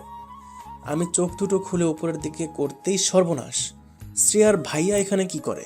শ্রেয়া কি তার মানে ওর ভাইয়াকে বলে দিয়েছে সবটা? আমার দিকে শ্রেয়ার ভাইয়া রাগী লোক দিয়ে। কি ব্যাপার? আমার বিশ্বাস হলো না যে এটা শ্রেয়ার ভাইয়া কিনা। আমার মনের ভুল। তাই আমি চোখ দুটো ঘষে আবারও তাকালাম। দেখলাম আরে সত্যিই তো শ্রেয়ার ভাই। আমি এবার ভয়ে ভয়ে বেঞ্চ থেকে উঠে, জি বলুন। তুই এখানে? জি আমার এখানে বাসা তো। ও আচ্ছা। আমি ভয়ে কাঁপছি, শালা এখানে কি করে শ্রেয়ার ভাই। আমি এবার, আচ্ছা ভাইয়া একটা কথা জিজ্ঞাসা করতে পারি? কর। আপনি এদিকে কেন রে, আসতে পারি না বুঝি? আরে আরে না তা না, আপনাকে তো দেখিনি কখনো কোনোদিন এই রাস্তায়। এই বেটা, তুই আমার কয়দিন চিনিস যে দেখলেও তখন চিনতে পারবি? আর আমি শ্রেয়াকে মেসে রাখতে যাচ্ছি। কথাটা শোনার সাথে আমার বুকের মরুভূমিতে কেমন একটা ঝোড়ো হাওয়া বইল খুশির। আমি এবার হালকা হেসে, ও আচ্ছা, এটা বলেই আমি বাইরে বের হয়ে এলাম। দেখলাম যে রাস্তার ওই সাইডে কদম গাছের নিচে ওদের গাড়িটা দাঁড়িয়ে আছে। ওদিকে একটা বড় গাছের বাগান আছে। আমি ওখানে গিয়ে প্রায় আড্ডা মারি। আরে ভাইয়ারা আমায় যেখানে শেয়াল দৌড় করিয়েছিল সে জায়গাটার কথা বলছি। আমি রাস্তা পার না হয়ে রোদের মধ্যেই দাঁড়িয়ে আছি। শুধু একটা বারের জন্য শ্রেয়া গাড়ি থেকে নামবে অথবা জানালাটা খুলবে। প্রায় 5 মিনিটের মতো দাঁড়িয়ে রইলাম। শ্রেয়ার কোনো রেসপন্স পেলাম না। শ্রেয়ার ভাইয়া এবার শীতলের দোকান থেকে বেরিয়ে আসতেই আমি হাঁটা শুরু করলাম ভয়ে ভয়ে আমার বাসার দিকে। শ্রেয়ার ভাইয়া গাড়ির কাছে এলো এবং গেটটা খুললো। আমি আর চোখে দেখলাম। গেটটা খোলার পরেই শ্রেয়া গাড়ি থেকে নামলো। আমি সাথে সাথে নিজেকে লুকানোর ট্রাই করতে থাকলাম। যদি আমায় এখানে আজ শ্রেয়া দেখে আমায় অনেক খারাপ ভাববে। শ্রেয়াকে দেখে মন তো চাইছে ওর দিকে তাকিয়েই থাকি, বুকে জমানো ওর জন্য ফিলিংসগুলো ওর সাথে শেয়ার করি। আমি রাস্তায় চলতে চলতে একটা সাইডে মাথা ফাটানো রোদের মধ্যেই থমকে দাঁড়িয়ে পড়লাম। বুকের বাম পাশটা চিনচিন করে উঠল। মাথাটা কেমন ভারী ভারী হয়ে আসছে। মেয়েটা এত কাছে পেয়েও একবার কথা বলার পর্যন্ত সুযোগ পাচ্ছি না। ওর যে ভাইয়া আছে। আমি আবারও চলা শুরু করলাম, এটা বুঝে যে আমার কিছু করার নেই। বাড়াবাড়ি করলেই সর্বনাশ করে দেবে ওর ভাইয়া। মাফিয়া নামক শব্দের মধ্যে জড়ানো আছে খুন, রক্ত আর দাদাগিরি। আমি কানে ইয়ারফোনটা ভালোভাবে গুঁজে মাথা নিচু করে রাস্তায় চলতে লাগলাম। বাসার কাছাকাছি আসতেই শীতলদা ফোন দিয়ে, কি রে, তোকে যে ওই লোকটা ডাকছিল, তুই এলি না কেন? কোন লোকটা আর কখন? আরে এই তোরে এখনই তোকে ডাকছে। কে ডাকছে? শীতলদার থেকে ফোনটা নিয়ে, এই আমি বলছি রে শ্রেয়া আর ভাইয়া, তোর সাথে ঠিকমতো কথাই হলো না, আয় এখানে একবার। কথাটা শুনে প্রথমে খুশি হলেও পরে মনে হলো আমায় শ্রেয়া কি ভাববে। মনটা শক্ত করলাম এবং আকাশের দিকে তাকিয়ে একটা আশ্বাসের নিঃশ্বাস ফেলে ভাবলাম যা হয় দেখা যাবে। মেয়েটাকে ছাড়া অন্য কিছু ভাবতেও পারছি না। তাই আমি আবারও শীতলদের দোকানের কাছে গেলাম। ভেতরে ঢোকার জন্য দরজার ওপারে একটা পা রাখলাম। শ্রেয়া চায়ের কাপ হাতে নিয়ে আমার দিকে তাকালো আর আমায় দেখে পুরোই আশ্চর্য মনে হয়। ও আমায় এখানে দেখবে কখনো ভাবতেও পারেনি। হয়তো এখন ওর দু চোখকে বিশ্বাস করতে পারছে না। আমার দিকে একভাবে তাকিয়ে আছে। আমি মাথা নিচু করে ভাইয়ার কাছে গিয়ে, জি ভাইয়া বলুন। কিরে, কেমন আছিস? জি ভাইয়া ভালো, আপনি? এই তো ভালোই আছি। সেদিনের জন্য অনেক ধন্যবাদ। তুই না থাকলে না জানি আমার বোনের কি হতো। আমি হালকা হেসে শ্রেয়ার দিকে তাকিয়ে, আরে ধন্যবাদ দেওয়া লাগবে না ভাইয়া, এটা তো আমার কর্তব্য। শ্রেয়ার ভাইয়া এবার শীতলকে টাকা দেওয়ার জন্য পিছনের পকেটে হাত দিতেই, এই রে, গাড়িতে পাস রয়ে গেছে। আমি এবার বলতে যাচ্ছিলাম যে শীতলদা আমি দিয়ে দিব। জিভের কাছে কথাটা এলেও আমি আটকে নিলাম এই কারণেই, দুটো কথা তো শ্রেয়ার সঙ্গে বলতে পারবো। শ্রেয়ার ভাইয়া এবার উঠে পার্স আনার জন্য গাড়ির কাছে যেতে লাগলো। শ্রেয়া আমার দিকে তাকালো এবং রাগে চায়ের কাপটা আমার দিকে ছুড়ে দিল।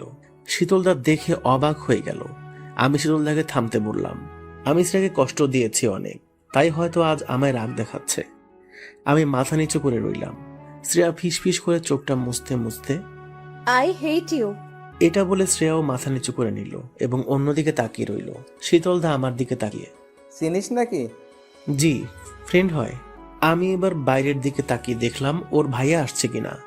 ওর ভাইয়া গাড়ির সাইডে দাঁড়িয়ে কার সাথে যেন ফোনে কথা বলছে। এদিকে শীতলদা আমাকে। আমি দেখছি, যা তোরা কথা বল। আমি খুশি হয়ে থ্যাঙ্কস দাদা এটা বলে আমি গুটি গুটি পায়ে শ্রেয়ার দিকে এগোচ্ছি, আর শ্রেয়া তত মুখ লুকানোর ট্রাই করছে। আমি ওর সামনে গিয়ে দাঁড়ালাম আর ওর দিকে তাকিয়ে, শ্রেয়া আমি জানি আমি ভুল করেছি, তোমায় না জানিয়ে চলে এসেছি, কিন্তু কি করব বলো, আমি আমার ফ্যামিলির কথা ভেবে এসব করতে বাধ্য হয়েছি। শ্রেয়া সাপের মতো ফুসফুস করতে লাগলো। কে আপনি? আমি আপনাকে চিনি না। বুঝলাম অভিমান করেছে, তাই আমি হালকা হেসে, আচ্ছা বাবা সরি, বলছি তো ভুল হয়েছে আমার। আরে বাবা, কে আপনি? আর আমাকে সরি বা কেন বলছেন? আমি তো আপনাকে চিনি না। এটা বলেই উঠে গেল এবং আমার দিকে আঙুল তুলে, আমি আপনাকে চিনি না। I hate you. এটা বলেই ও গাড়ির কাছে গিয়ে গাড়িতে উঠে গেল।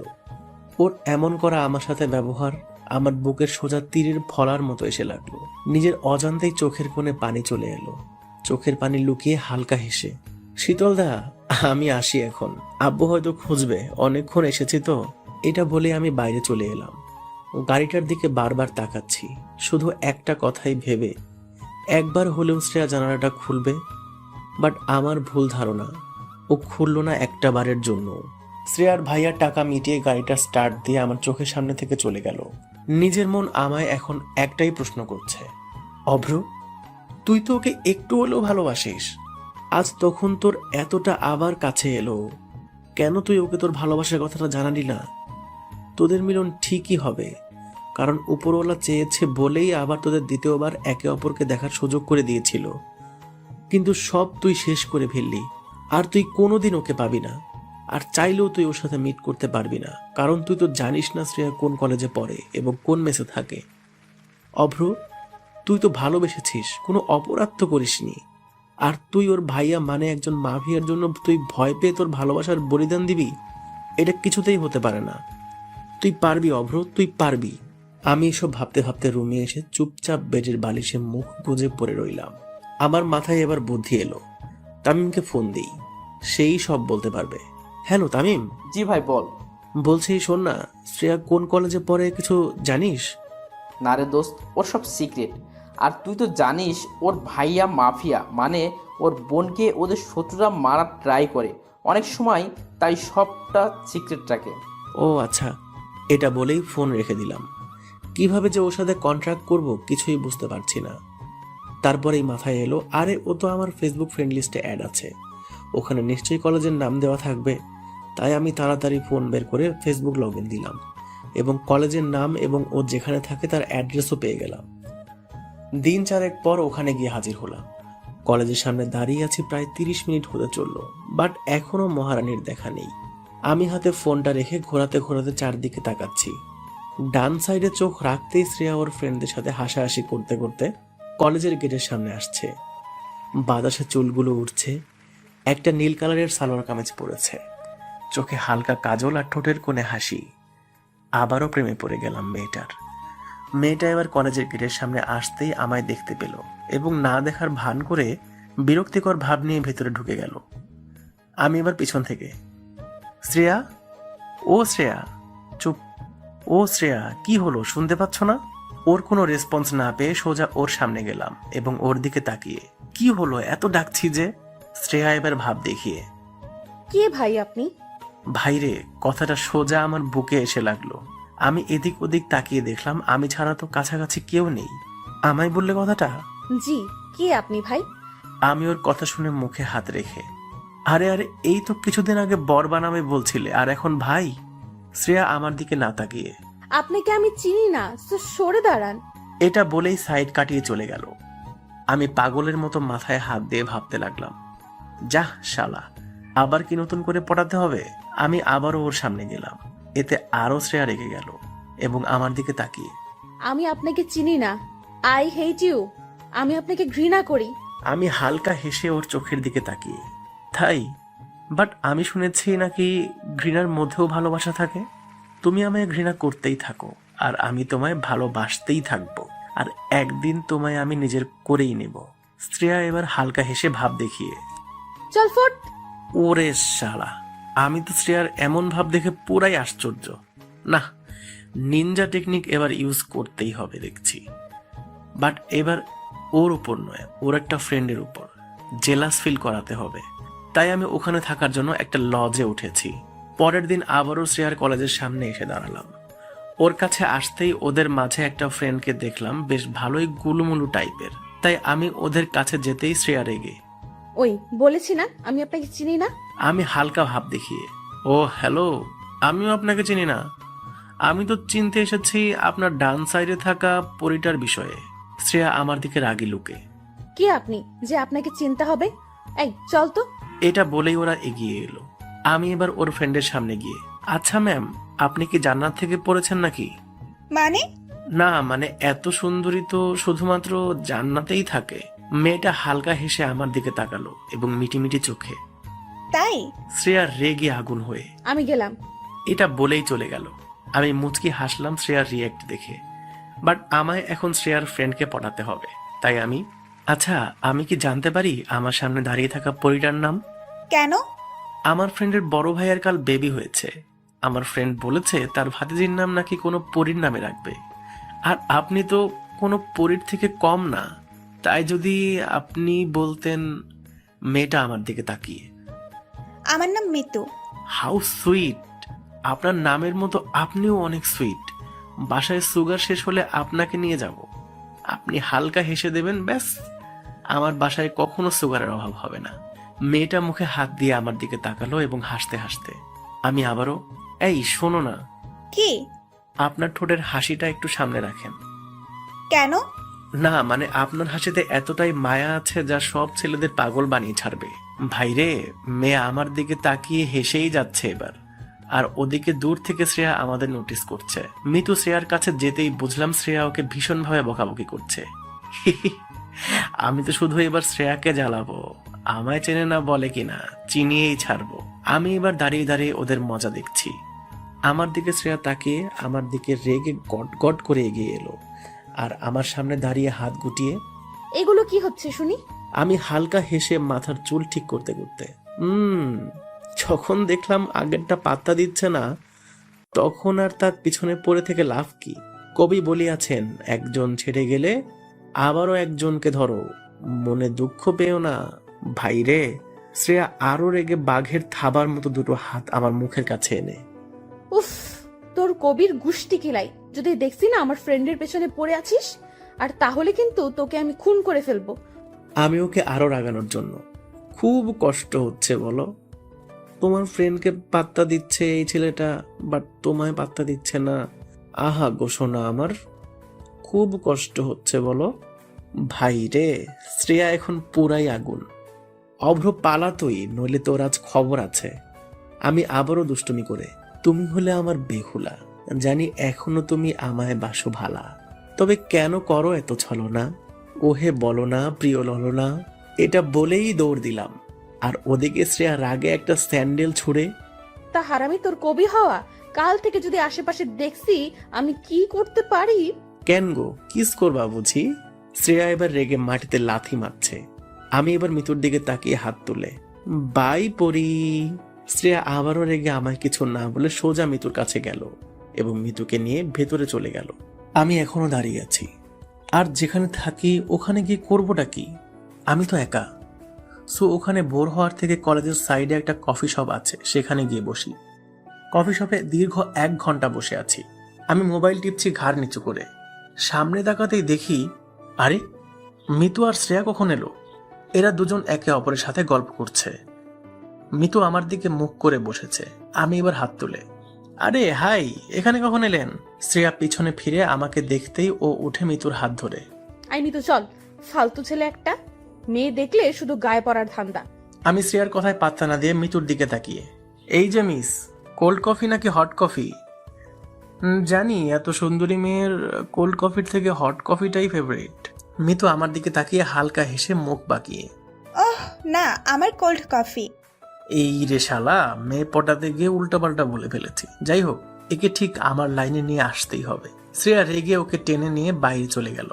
আমি ওদের সাথে বাইরে গেলাম এবং ওদের সামনে গিয়ে, এই মিতু, এই পেতনিটাকে বলুন তো। ভাই রে, শ্রেয়া রেগে আগুন। শ্রেয়া এবার আমার দিকে তাকিয়ে। এই পেতনি কাকে বলছেন? আমি মিতুর দিকে তাকিয়ে। এই যে মিতুর মতো পরীর পাশে যে মেয়েটা দাঁড়িয়ে আছে, মিতু সরে আসেন, পেতনির পাশে আপনাকে একদম মানাচ্ছে না। মিতু আমার দিকে তাকিয়ে মিটিমিটি হাসছে, আর এদিকে শ্রেয়া রেগে আগুন হয়ে। ইডিয়ট! আই মিতু চল। এটা বলেই মিতুকে টানতে লাগলো। আমি মিতুর দিকে তাকিয়ে হালকা হেসে, মিতু এভাবে যাবেন না, বড্ড কষ্ট লাগে। যে কোনো পরীকে এত কাছে পেয়ে তার সাথে কিছুটা টাইম স্পেন্ড করতে পারলাম না। মিতু এবার শ্রেয়ার হাতটা ছাড়িয়ে আমার সামনে এলো এবং মাথা তুলে। আমিও তো চাই একটু টাইম স্পেন্ড করতে। মিতুর এমন চেঞ্জ দেখে শ্রেয়া ওর সামনে এলো আর মিতুর দিকে তাকিয়ে। এই তুই আমার বেস্টি, একটা ছেলের জন্য আমি ছেড়ে যাচ্ছিস? আমি সাথে সাথে হতে পারি একজন ছেলে, তবে মিতু যদি চায় আমি হব তার প্রতিটা স্বপ্ন পূরণ করার একজন দায়িত্ববান মানুষ। মিতু এবার শ্রেয়ার দিকে তাকিয়ে। প্লিজ শ্রেয়া, দেখ না ছেলেটা কত ভালো, কত ইনোসেন্ট। ভাই রে, কোনো মেয়ের থেকে আজ এত প্রশংসা শুনছি। আমার বুকটা এখন 40 ইঞ্চি হয়ে গেছে। যদিও আমার বুক সজনে পাটার। আমি এবার মিতু ও যদি চায় আমাদের সাথে টাইম স্পেন্ড করতে পারে। বেচারি একা কোথায় যাবে বলুন? তুই থাক, মরবি তুই। এটা বলেই শ্রেয়া চলে গেল। আমি এবার মিতুর দিকে তাকালাম আর তাকিয়ে ভাবছি, শালা এই মেয়ে আমাকে সত্যি বর বানিয়ে ছাড়বে নাকি। ইস, আমি শ্রেয়াকে পেতে মিতুর সাথে এভাবে মজা করছি, তাতে কি বেস্টি তো আরেকজন বেস্টিকে বেশ ভালোভাবে বাদ দিতে পারে। আমি মিতুকে নিয়ে কফি শপের ভেতরে গেলাম এবং কফি খেতে খেতে, আচ্ছা মিতু, আপনি আর শ্রেয়া কি আপনারা এক মেসেই থাকেন? জি, আর হ্যাঁ তুমি বলতে পারেন, সমস্যা নেই। তুমি বললে যে পরীরা রাগ করবে, তাদের সর্বদা সম্মান দেওয়া উচিত। তাই আমি রাগটাগ করি না, সো আমি তুমি বলতে পারেন। ওকে, বাট আপনিও যদি বলেন তবেই। ওকে। আমি এবার মিতুর হাতের দিকে তাকালাম, দেখলাম একটা ঘড়ি পড়ে আছে। এটা দিয়েই শুরু করতে হবে কাহিনী। আজকালের মেয়েরা ভাই প্রশংসাতেই বেশি পটে। আচ্ছা মিতু, এই ঘড়িটার অনেক দাম তাই না? মিতু আমার দিকে তাকিয়ে। হ্যাঁ, কেন? আরে এই ঘড়িটা তো এখানে পাওয়া যায় না, প্যারিসে পাওয়া যায় শুধুমাত্র। মেয়েটা এবার একটু ভাব দেখিয়ে। হ্যাঁ, আমার এক ভাইয়া এনে দিয়েছে। শালা শুনে যা হাসি পাচ্ছে না মাইরি। শালা এই ঘড়িগুলো স্টেশনারি দোকানে 150 টাকাতে পাওয়া যায়। তবু আমি হাসি চেপে চোখ বড় বড় করে। বাবা, সত্যি? জি। আচ্ছা মিতু, তোমার এই রূপের রহস্য কি জানতে পারি? আমি কিভাবে জানবো? ইস, এটা তুমি জানো না? জি না, কি বলো? তুমি যে একজন পরী। তাই? আমি এবার আমার মোবাইলটা ওর দিকে এগিয়ে দিয়ে, যদি তোমার মতো একটা পরীর নাম্বার আজকে আমার মোবাইলে সেভ থাকতো তাহলে আমি নিজেকে খুব লাকি ফিল করতাম। মেয়েটা আমার দিকে তাকিয়ে হালকা হাসলো এবং মোবাইলে ওর নাম্বারটা সেভ করে মিতু নামে সেভ করে দিলাম। আচ্ছা, তোমার নাম কি? আমি হালকা হেসে, অভ্রনীল। বাহ, অনেক সুন্দর। আচ্ছা, আমি কি তোমায় নীল বলে ডাকতে পারি? আমি শুনে পুরাই অবাক। আজ পর্যন্ত কেউ আমায় নীল নামে ডাকেনি, বাট মিতু আজ ডাকবে বলছে। ওকে, নো প্রবলেম। এই নীল, শোনো না, শ্রেয়া হয়তো দাঁড়িয়ে থাকবে, এখন আসছি, কল দিও, কথা হবে। এটা বলেই মিতু চলে গেল। আমিও এবার যেখানে আমি থাকি সেখানে এসে উঠলাম। মনটা বড্ড খারাপ বাসার জন্য। আব্বু ভাই কি করছে কে জানে। তাই আমি কল দিয়ে ওদের খবর নিয়ে ফোনটা রেখে দিলাম। দুপুরে লাঞ্চ সেরে বসে আছি, বালিশে মাথা রেখে ভাবছি যদি শ্রেয়াকে আমি পেয়েও যাই, তারপর ওর ভাইয়া জানলে তো আমায় বাঁশ দিয়ে দেবে। শালা, এসব ভাবতে ভাবতেই কপালে ঘাম জমে আসছে। রাতে ডিনার সেরে মিতুর দেওয়া নাম্বারে কল দিলাম। ফোন রিসিভ করতেই, হ্যালো। জি, এখন মিতু একটু ওয়াশরুমে গেছে, ও এলে আমি বলে দিব কল ব্যাক করতে। আপনি কে? আমি ওর রুমমেট শ্রেয়া। আমি শুনে হালকা হ্যাপি ফিল করলাম। আমি হালকা হেসে, ও আপনি? শেষ পর্যন্ত আপনি আমার ফ্রেন্ডকেও আপনার জালে ফাঁসাতে ছাড়লেন না। শ্রেয়া, তুমি আমায় পুরোই ভুল বুঝছো। আমি তোমার জন্য আমার বাসা থেকে 90 কিলোমিটার দূরত্বে এসেছি। থাক, আমি এসব কিছু শুনতে চাই না। মিতু এলে আমি ওকে বলে দেব কল দিতে। আমি হালকা হেসে, শ্রেয়া আমি জানি তুমি আমার উপর রেগে আছো, বাট তুমি একটাবার আমার জায়গায় নিজেকে রাখো। আমি চাই না নিজেকে তোমার জায়গায় রাখতে, আর মোটেও না। আচ্ছা শ্রেয়া, একটা কথা বলি। হুম। তুমি আমায় লোকেশন দাও, আমি লোকেশন মতো তোমার মেসের সামনে পৌঁছাচ্ছি। তুমি আমার সাথে কিছুটা সময় কাটাও, আমি নিশ্চয়ই তোমাকে বোঝাতে পারবো আমার যন্ত্রণাটা।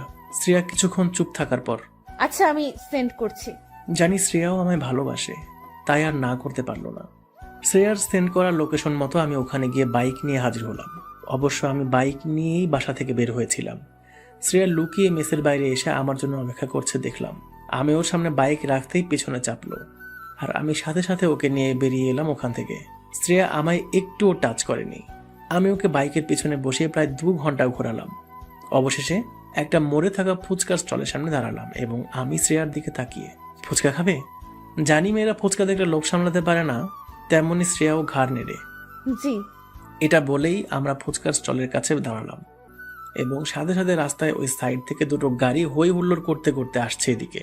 কারোর হাতে উইকেট, কারোর হাতে তলোয়ার, আবার কারোর হাতে বন্দুক। সোজা ফুচকার স্টলের কাছে গাড়ি দুটো এসে থামলো। শ্রেয়া থরথর করে কাঁপছে আমার পাশে দাঁড়িয়ে। আমি ওর হাতটা জোর করে চেপে ধরলাম। আমারও ভয়ে গলার পানি শুকিয়ে এসেছে। গাড়ির দিকে তাকাতেই দেখলাম ওর ভাইয়া গাড়ি থেকে নেমে একটা উইকেট নিয়ে আমার দিকে আসছে। আমার কাছে এসে আমার পায়ে একটা উইকেটের বাড়ি মেরেই, তোর এত বড় সাহস, তুই আমার বোনকে নিয়ে এত রাতে ঘোরাতে বের হয়েছিস? শ্রেয়া ভয়ে কাঁপতে কাঁপতে, ভাইয়া ভাইয়া। চুপ তুই। শ্রেয়া আরো ভয়ে কাঁপতে কাঁপতে অবশেষে কান্না শুরু করে দিল। আমি ওর ডান হাতটা আরো শক্ত করে চেপে ধরলাম। এটা ওর ভাইয়া দেখে, এই তরোয়াল নিয়ে আয়, আমার বোনের হাত ধরা। ওর ভাইয়ের কথা শুনে একটা ছেলে তলোয়ার নিয়ে এসে ওর হাতে ধরিয়ে দিল। আমার কপাল থেকে একটা একটা করে ঘাম মাটিতে পড়ছে। খুব মনে ভয় কাজ করছে। তবু আমি শ্রেয়ার হাতটা না ছেড়ে শ্রেয়ার দিকে তাকালাম।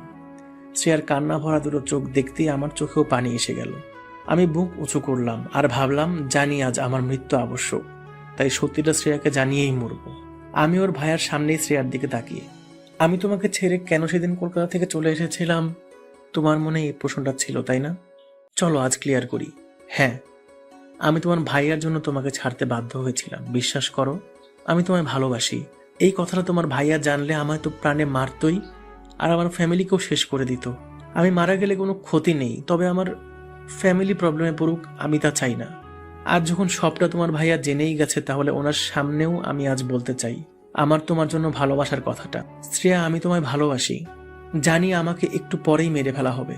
আমি তোমায় আমার প্রাণের শেষ শ্বাস প্রশ্বাস পর্যন্ত ভালোবাসি। শ্রেয়া ওর ভাইয়ার সামনে আমাকে জড়িয়ে ধরল, আর শ্রেয়ার ভাইয়া চিৎকার করে রাগে ক্রোধে গর্জে উঠল, আর শ্রেয়াকে ছাড়িয়ে আমায় ইচ্ছামতো উইকেটের বাড়ি দিতে লাগলো। শ্রেয়া আমায় বাঁচানোর জন্য আমার কাছে এসে ওর ভাইয়াকে আটকাতে লাগলো, কিন্তু ওর ভাইয়া ওকে বারবার টেনে হিঁচড়ে সরিয়ে নিচ্ছে। শ্রেয়া চিৎকার করে খুব কান্না করছে আর বলছে, প্লিজ ভাইয়া, ওকে ছেড়ে দাও প্লিজ ভাইয়া। শ্রেয়ার কোনো কথা না শুনে আমাকে একভাবে মারতেই লাগলো। শ্রেয়া গাড়ির কাছে গিয়ে গাড়িতে রাখা একটা পিস্তল নিয়ে ওর মাথায় রেখে, ভাইয়া আমি কিন্তু নিজেকে শেষ করে দেব, প্লিজ ভাইয়া অভ্রকে ছেড়ে দাও। আমি শ্রেয়ার কাণ্ড কারখানা দেখে চিৎকার করে, শ্রেয়া প্লিজ ওটা নামাও, প্লিজ শ্রেয়া প্লিজ। শ্রেয়ার ভাইয়া শ্রেয়াকে দেখে আমায় মারা অফ করে দিল এবং উইকেটটা ফেলে হাত দুটো উপরে রাখলো। শ্রেয়া কান্না করতে করতে, ভাইয়া তুমি কি চাও তোমার বোন কি সুখে না থাকুক, কারো কাছে একটু ভালোবাসা না পাক? কতদিন আমি এভাবে ভয়ে ভয়ে কাফিরের মতো দিন পার করব? সবার সামনে বলতেও ভয় করে আমি একজন মাফিয়ার বোন। ছোট থেকে আব্বু আম্মুর আদর পাইনি, ভেবেছিলাম আব্বু আম্মু না হোক ভাইয়ার তো পাবো, বাট সেটাও পাইনি। তারপর ভেবেছিলাম ভালোবাসার মানুষটার থেকে পাবো, বাট সেটাও দেখি এখন আর পসিবল না। কি লাভ আমার মতো অস্বাধীন একটা মেয়ে এই দুনিয়ায় বেঁচে থেকে? ভাইয়া আমি তোমার সামনে কোনো দিন কোনো কথা জোর দিয়ে বলিনি, তবে আজ নির্ভয়ে বলছি। এটা বলেই আমার দিকে বাম হাতের তর্জনী আঙুলটা তুললো এবং আমায় দেখিয়ে, ভালোবাসি আমি ভাইয়া, ওই ছেলেটাকে আমি বড্ড ভালোবাসি। আমি ওকে না পেলে আমি নিজেকে শেষ করে দিব। ওর ভাইয়া শ্রেয়াকে থামানোর জন্য, আচ্ছা আচ্ছা, আমি সব মানতে রাজি, বাট তুই আমার মাথা থেকে পিস্তলটা নামা। আমার মা, তুই একমাত্র আমার বোন, তোর সব কথা মানতে আমি রাজি আছি। এটা শুনে শ্রেয়া কিছুটা খুশি হলো এবং ওর ভাইয়ার দিকে এগিয়ে আসতে লাগলো। হঠাৎ এগিয়ে আসতে আসতে ও মাটিতে লুটিয়ে পড়লো। বুঝলাম শ্রেয়ার ভাইয়ার শত্রুপক্ষের যে কোনো একজনের লোক সাইলেন্সার লাগিয়ে গুলি চালিয়েছে শ্রেয়ার উপর। শ্রেয়া ওভাবে লুটিয়ে পড়ার পর শ্রেয়ার ভাইয়া তর্জন গর্জন করে, এই তোরা দেখ কে আছে চারপাশে। এটা বলেই শ্রেয়ার ভাইয়া শ্রেয়ার কাছে গিয়ে বসে ওর মাথাটা কোলে তুলে গাল চাপড়াতে চাপড়াতে, শ্রেয়া, এই শ্রেয়া, কি রে? আমি পায়ের ব্যথায় উঠতে পারছি না। এখন আমি তবুও লুটিয়ে লুটিয়ে শ্রেয়ার কাছে গেলাম। আমি শ্রেয়ার মুখের দিকে তাকাতে পারছি না। আমার বুকে শ্রেয়াকে হারানোর ভয় হাহাকার করতে লাগলো। আমি ওর সামনে ঝুঁকে, শ্রেয়া কি হলো, চোখ খোলো। আমি ওর গালে হাত দিয়ে নাড়াতে নাড়াতে, কি হলো, কথা বলছো না কেন? ও ভাইয়া, আর এক মুহূর্ত দেরি না করে ওকে গাড়িতে তুললো। আমি মাটিতে লুটিয়ে পড়ে আছি, দাঁড়াতে পারছি না। যতবারই হাত দিয়ে নিজেকে তোলার চেষ্টা করছি ততবারই আমি ব্যর্থ হচ্ছি। বুকের ভেতরে কলিজাটা মনে হচ্ছে এই বের হয়ে আসবে, এতটা শ্রেয়ার জন্য কষ্ট পাচ্ছি। চোখ দিয়ে পানি ঝরছে আর আমি শ্রেয়াকে যে গাড়িতে তোলা হয়েছে আমি ওই গাড়িটার দিকে তাকিয়ে আছি আর প্রার্থনা করছি, হে উপরওয়ালা, আমার ভালোবাসার মানুষরা যেন কিছু না হয়। তুমি চাইলে আমার আয়ু কেটে ওকে দিও, তবুও ওর কিছু ক্ষতি করো না প্লিজ। আমি এগোতে চাইছি হাত মুড়ে মাটির সাথে, আমি তাও পারছি না, কারণ আমার শরীরটা এখন অবশ হয়ে এসেছে। মাথাটা কেমন ঘুরতে লাগলো। আমি এবার চিৎকার করে, শ্রেয়া তোমার কিছু হবে না, আমি তোমার পাশে আছি। এটা বলেই আমার মুখ থুবড়ি খেয়ে মাটিতে আমার মাথা পড়ে রইল। ওদিকে শ্রেয়ার ভাইয়া গাড়ির সিটে চেপে স্টার্ট দিয়েছে এবং আমার দিকে একবার তাকিয়ে একজন ওর দলের ছেলেকে, এই একেও তুলে নিয়ে আয়। এটা বলেই ওর ভাইয়া চলে গেল। আমি শুনতে পেলাম শ্রেয়ার ভাইয়ার কথাটা, বাট আমি মুখ তুলে দেখতে পারলাম না। আমি ব্যথা পেতেই সেন্সলেস হয়ে গেলাম। দীর্ঘ 4 ঘন্টা পর আমি চোখ খুললাম হসপিটালের একটা বেডে। আমি চোখ খুলে শ্রেয়াকে খুঁজতে লাগলাম চারিদিকে তাকিয়ে। আমি কাউকে আমার সাইডে দেখতে না পাওয়ায় সাইড দিয়ে চলে যাওয়া এক নার্সকে, ম্যাম এদিকে একটু শুনবেন। নার্সটা আমার কাছে এসে, জি বলুন। আমার সাথে আর একজন মেয়ে অ্যাডমিট হয়েছে, কাইন্ডলি বলবেন এখন সে কত নাম্বার বেডে আছে? কিছুক্ষণ বলতে ওই রাত 12টার দিকে অ্যাডমিট হয়েছে, তাই না? জি। Sorry sir, it's private. ওনার বাসার লোক আমাদের এটা বলতে বারণ করে দিয়েছে কাউকে। আমি নার্সটার দিকে তাকিয়ে অনুরোধ করে, প্লিজ ম্যাম আমায় বলুন প্লিজ, আমার দেখা করা জরুরি ওই মেয়েটার সাথে। Sorry sir, it's not possible. এটা শুনতেই আমার দুটো চোখের সাইড দিয়ে পানি বের হতে লাগলো। নার্সটা আমায় এমন অবস্থায় দেখে, আর ইউ ওকে? আমি হালকা হেসে, কিভাবে ওকে থাকবো বলুন, ভালোবাসার মানুষটাকে ছাড়া কি ভালো থাকা যায়? নার্সটা এবার নিজের আঙ্গুল ঘষতে ঘষতে, মানে যে অ্যাডমিট হয়েছে আপনি তার লাভার? জি ম্যাম, প্লিজ ম্যাম একটা বার দেখতে চাই। বাট আমরা তো বলতে পারবো না। প্লিজ ম্যাম, আপনি যদি কখনো কাউকে ভালোবেসে থাকেন তো এর পেনটা আপনি শিওর ফিল করবেন। নার্সটা এবার মাথা নিচু করে আমার দিকে তাকালো।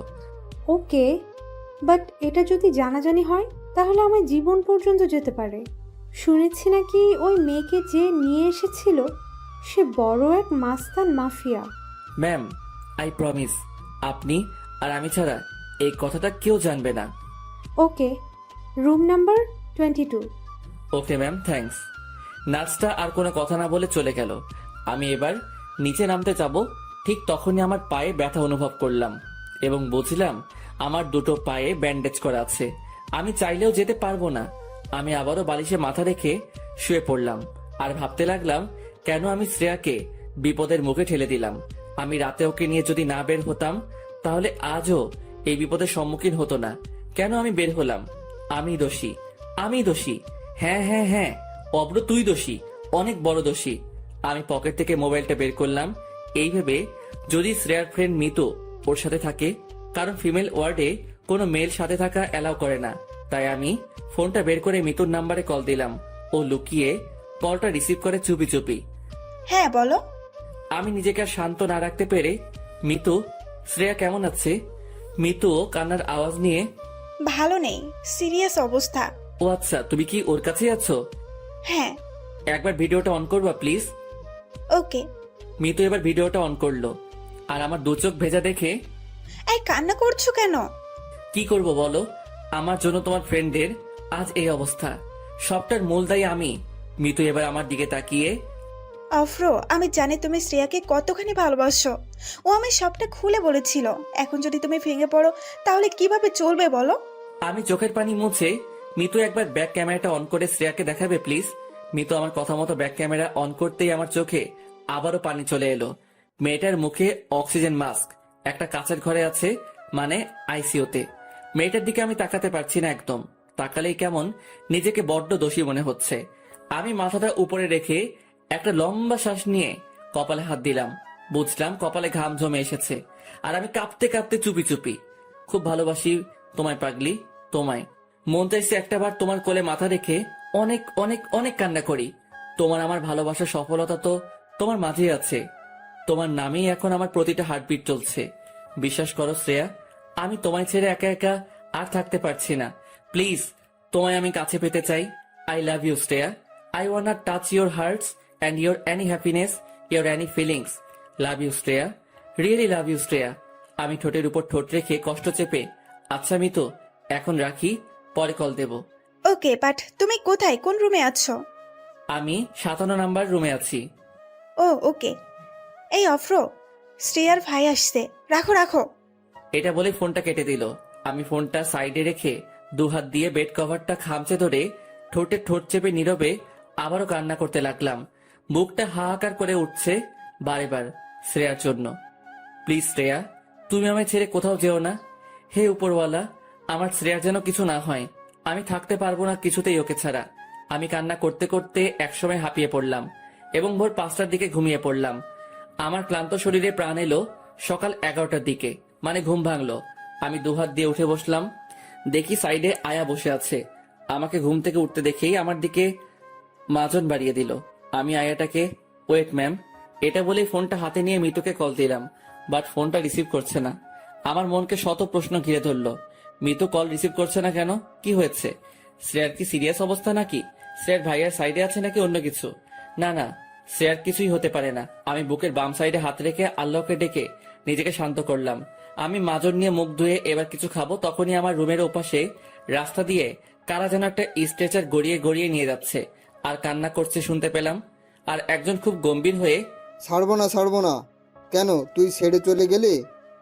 আমায় ছেড়ে আমি কি নিয়ে থাকবো? আমি কার জন্য নতুন নতুন গিফট কিনবো? কে আমার কাছে এখন আবদার করবে? ফিরে আয়, তুই ফিরে আয়। এসব কথা শুনে আমার বুকটা কেঁপে উঠল। গলার ভয়েসটা যেন আমার খুব চেনা। আমি ভয়ে কাঁপতে কাঁপতে আয়াকে, ম্যাম, কে মরেছে? আয়াটা এবার ডিমের খোসা ছাড়াতে ছাড়াতে, কি জানি কে মরেছে, তবে শুনলাম আজ ভোরের দিকে কাল একজন অ্যাডমিট হওয়া মেয়ে মারা গেছে। সাথে সাথে আমার হাতে থাকা খাবারের প্লেটটা পড়ে গেল।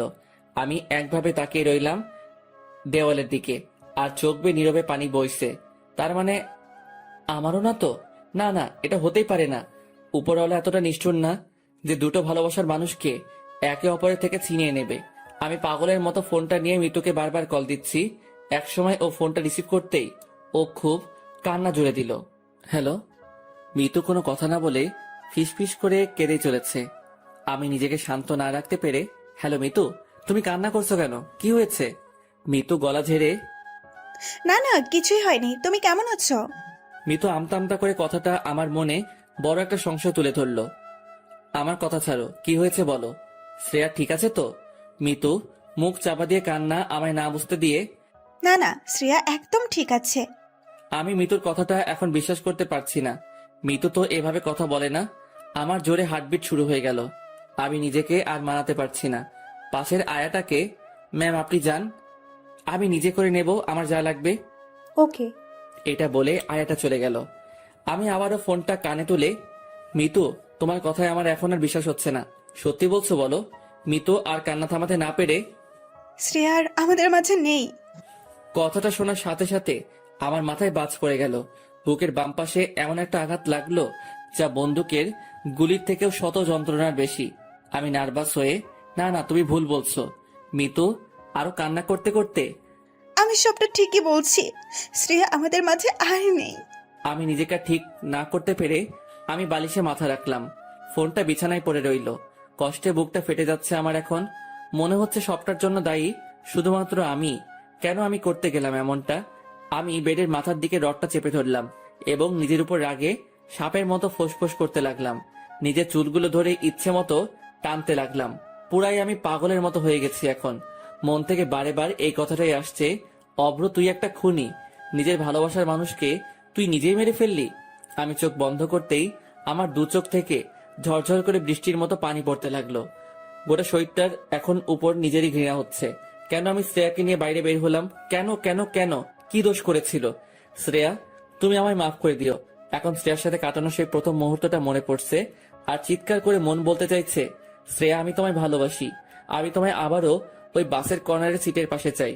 যেভাবে তুমি আমায় ছুরি দিয়ে আমায় ভয় দেখিয়েছিলে, আমি ওই ভয়টাও পেতে চাই তোমার থেকে। প্লিজ শ্রেয়া, তুমি ফিরে আসো। শ্রেয়ার হাসিটা এখন বড্ড বেশি আমায় মিস করাচ্ছে। শ্রেয়ার সাথে মলের ট্রায়াল রুমের কথাটা ভেবে পাগলের মতো হাসছি। মেয়েটা আমায় থাপ্পড় মেরেছিল, সেই গালে হাতটা রেখে খুব কান্না করতে করতে মনে মনে বলছি, শ্রেয়া, আমি আবারও থাপ্পড় খেতে রাজি আছি। প্লিজ তুমি ফিরে আসো। কেন তুমি আমায় এক এক করে ছেড়ে চলে গেলে? বাইরে এখনো কান্নাকাটি করছে ওর ভাইয়া। মেয়েটাকে দেখতে বড্ড মন চাইছে, কিন্তু আমি তো যেতে পারবো না। আমার পা দুটো ব্যান্ডেজ, আমি নামতে চাইলেও পারছি না। আমি কান্না করতে করতে দুটো হাত দিয়ে যাই হোক করে বেড থেকে পা গুলো নামালাম এবং আস্তে আস্তে করে বসলাম এবং হাত ঘষতে ঘষতে গেটের দিকে এগোতে লাগলাম। কোমরটা কেমন যন্ত্রণায় কেঁপে উঠছে, তবুও আজ এই যন্ত্রণা, শ্রেয়াকে হারানোর যন্ত্রণার কাছে বিন্দুমাত্র। আমি পাগলের মতো গেটের কাছে এলাম এবং গেট থেকে উকি মেরে দেখলাম মাত্র ফুট 8 দূরে ওর ভাইয়া ওকে ঘিরে কান্নাকাটি করছে। হয়তো এতক্ষণ এখানে দাঁড়িয়ে শুধুমাত্র ডেথ সার্টিফিকেটের জন্য। মেয়েটার উপরে একটা সাদা কাপড় এবং পুরোটা মুড়ে দেওয়া হয়েছে। সাদা কাপড়টা দেখে আমার বুকটা আরো কষ্টে ছটফট করতে লাগলো। কোথায় ভেবেছিলাম আমি তোমায় লাল পাড়ে বেনারসি শাড়ি পরাবো, কিন্তু আজ তুমি আমার জন্য সাদা কাপড়ে মোড়ে একজন প্রাণহীন জড়বস্তু।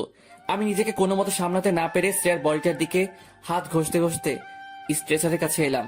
এতক্ষণ অনেক কষ্ট পাচ্ছিলাম, তবে শ্রেয়ার একটু কাছে আসতেই কেমন জানি আলাদা একটা শান্তি পেলাম। আমি এবার মাথাটা তুলে ওর ভাইয়ার দিকে তাকিয়ে, ভাইয়া, ওর ভাইয়া আমাকে দেখা মাত্রই দেখে আমার বুকে একটা লাথি মেরে কাঁদতে কাঁদতে বলল, দেখ, তোর জন্য আমার বোন আজ মৃত্যুসজ্জায় সজ্জিত। শান্তি তো এবার। আমি হাউমাউ করে কান্না করতে করতে ভাইয়ার দুটো পা ধরে, ভাইয়া, আমি অপরাধী, আমি জানি আমি অনেক বড় ভুল করেছি, যে আমি কোনোদিন ক্ষমার প্রাপ্য না।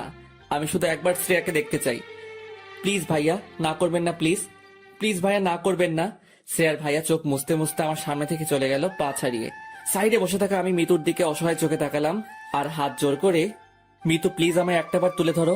আমি শুধু একটাবার আমার ভালোবাসার মানুষটার মুখটা দেখতে চাই। মিতু ওর চোখ মুছে আমায় স্ট্রেচারের সামনে তুলে ধরলো। দেখলাম আমার পৈটা চাঁদ বুকে সাদা কাপড়। আমি কাপা কাপা হাত নিয়ে ওর মুখের উপর থেকে কাপড়টা সরালাম। মেয়েটার দুটো মায়াবী চোখ বন্ধ হয়ে গেছে। আমি ওর মুখের উপর আমার মুখটা নিয়ে গেলাম এবং পাগলের মতো হাসতে হাসতে, কি ম্যাডাম, একাই ঘুমিয়ে গেলে আমায় ছেড়ে? কি আমি খুব বিরক্ত করছিলাম বলো তোমায়? এই প্রতিদিন কলেজে এসে তোমার পাশে থেকে তোমার সাথে নানা রকম ফাইজলামি করে তোমায় রাগানো, তোমায় জেলাস ফিল করানো। কি ম্যাম, আমি এখন তামিমের বাসায় গেলে তোমার আর বাসে বিরক্ত করব না? তোমার সাথে মলে গিয়ে ট্রায়াল রুমে ওরকম ফাইজলামিও করব না? আচ্ছা ম্যাম, তুমিও আমায় খুব ভালোবাসতে, বলনি কেন? আরে আমিও তো বাসতাম, তাহলে আমিও কেন বলনি? এই এই এই আমার লক্ষ্মীরা, রাগ করো না, দোষ দিচ্ছি না তোমায়। জানো তো, তোমায় রাগলে ঠিক আমার প্রিয় লজ্জাপতি বউটার মতো লাগে। আরে অন্য কেউ না, তোমাকেই বলছি। একটু হেসে বলো না, অব্র তোমায় ভালোবাসি। চলো না আজ একটু পার্কে যাই এবং দুজন দুজনের সাথে মনের কথাগুলো শেয়ার করি। কি ম্যাম, ভাবছো আমি তোমায় সুখী রাখতে পারতাম কিনা? অবশ্যই রাখতে পারতাম ম্যাম। তোমায় 5 টাকার একটা টিপ পাতা আর 10 টাকার একটা কাজল এনে তোমায় পরিয়ে দিয়ে খুব সুখী রাখতাম। এই যে ম্যাম, আমার সাথে আমার শহরের প্রতিটা গলি ঘুরবে। আরে না না, অন্যদের মতো বাইক কিংবা গাড়িতে না, আমি অন্যদের থেকে আলাদাভাবে ঘুরবো। তুমি আমার হাতটা জোর করে চেপে ধরবে এবং আমি তোমার দিকে তাকিয়ে বলবো, এভাবে হাতটা শক্ত করে ধরে রেখো প্রিয়সিনী। তুমি যখন লজ্জায় চোখের পলক ফেলে বলবে, ঢং, আমিও হালকা এসে তোমার চোখে চোখ রেখে বলবো, ভালোবাসি যে তোমায় খুব। বলছি ম্যাম, আর কত ঘুমাবা? ওঠো না, চলো না আমাদের স্বপ্নগুলো পূরণ করি। এই পাগলি, ওঠো, আর কত ঘুমাবা? ওই তুই উঠবা তো নাকি? এসব কথাগুলো পাগলের মতো শ্রেয়ার মুখের সামনে মুখে তুলে বলছি, আর আমার গাল বেয়ে আসা প্রতিটা চোখের পানির বিন্দুকণা তোমার নাকটার উপরে পড়ছে। মেয়েটাকে দেখে মনে হচ্ছে না যে আমায় ছেড়ে চলে গেছে, এখন আমার কাছেই কাছে। আমি এবার আমার মুখটা ওর কানের কাছে নিয়ে গিয়ে, খুব ভালোবাসি তোমায়, এটা বলার সাথেই আমায় কে যেন একজন এসে ধরলো এবং আমার পেটের কাছে কি যেন একটা রাখলো। আমি এসব কোনো কেয়ার না করে পাগলের মতো শ্রেয়ার কানের কাছে বিড়বিড় করতে থাকলাম। হঠাৎ বুঝলাম আমার পেটের কাছে কে যেন বারে বারে গুলি ফায়ার করছে। আমি পিছনে তাকিয়ে দেখতেই দেখতে পেলাম শ্রেয়ার ভাইয়া। আমি চোখ দুটো বড় বড় করে শ্রেয়ার ভাইয়ার দিকে তাকিয়ে হাসলাম এবং ঠোঁটের উপর ঠোঁট চেপে ধন্যবাদ জীবন্ত লাশটাকে মৃত লাশে পরিণত করার জন্য। শ্রেয়ার ভাইয়া রাগে ঘৃণায় আমার দুটো পায়ে আবারও লাথি মেরে আমায় হাঁটু মুড়ে বসিয়ে দিল এবং আমার চুলের মুড়িটা ধরে আমার মুখের ভেতর পিস্তলের নলটা ঢুকালো। আমি চারদিকে তাকিয়ে দেখলাম প্রচুর মানুষ আমাদেরকে দেখছে, তবে আমায় আটকালেও আমি আজ নিজেকে আটকাতে দেব না।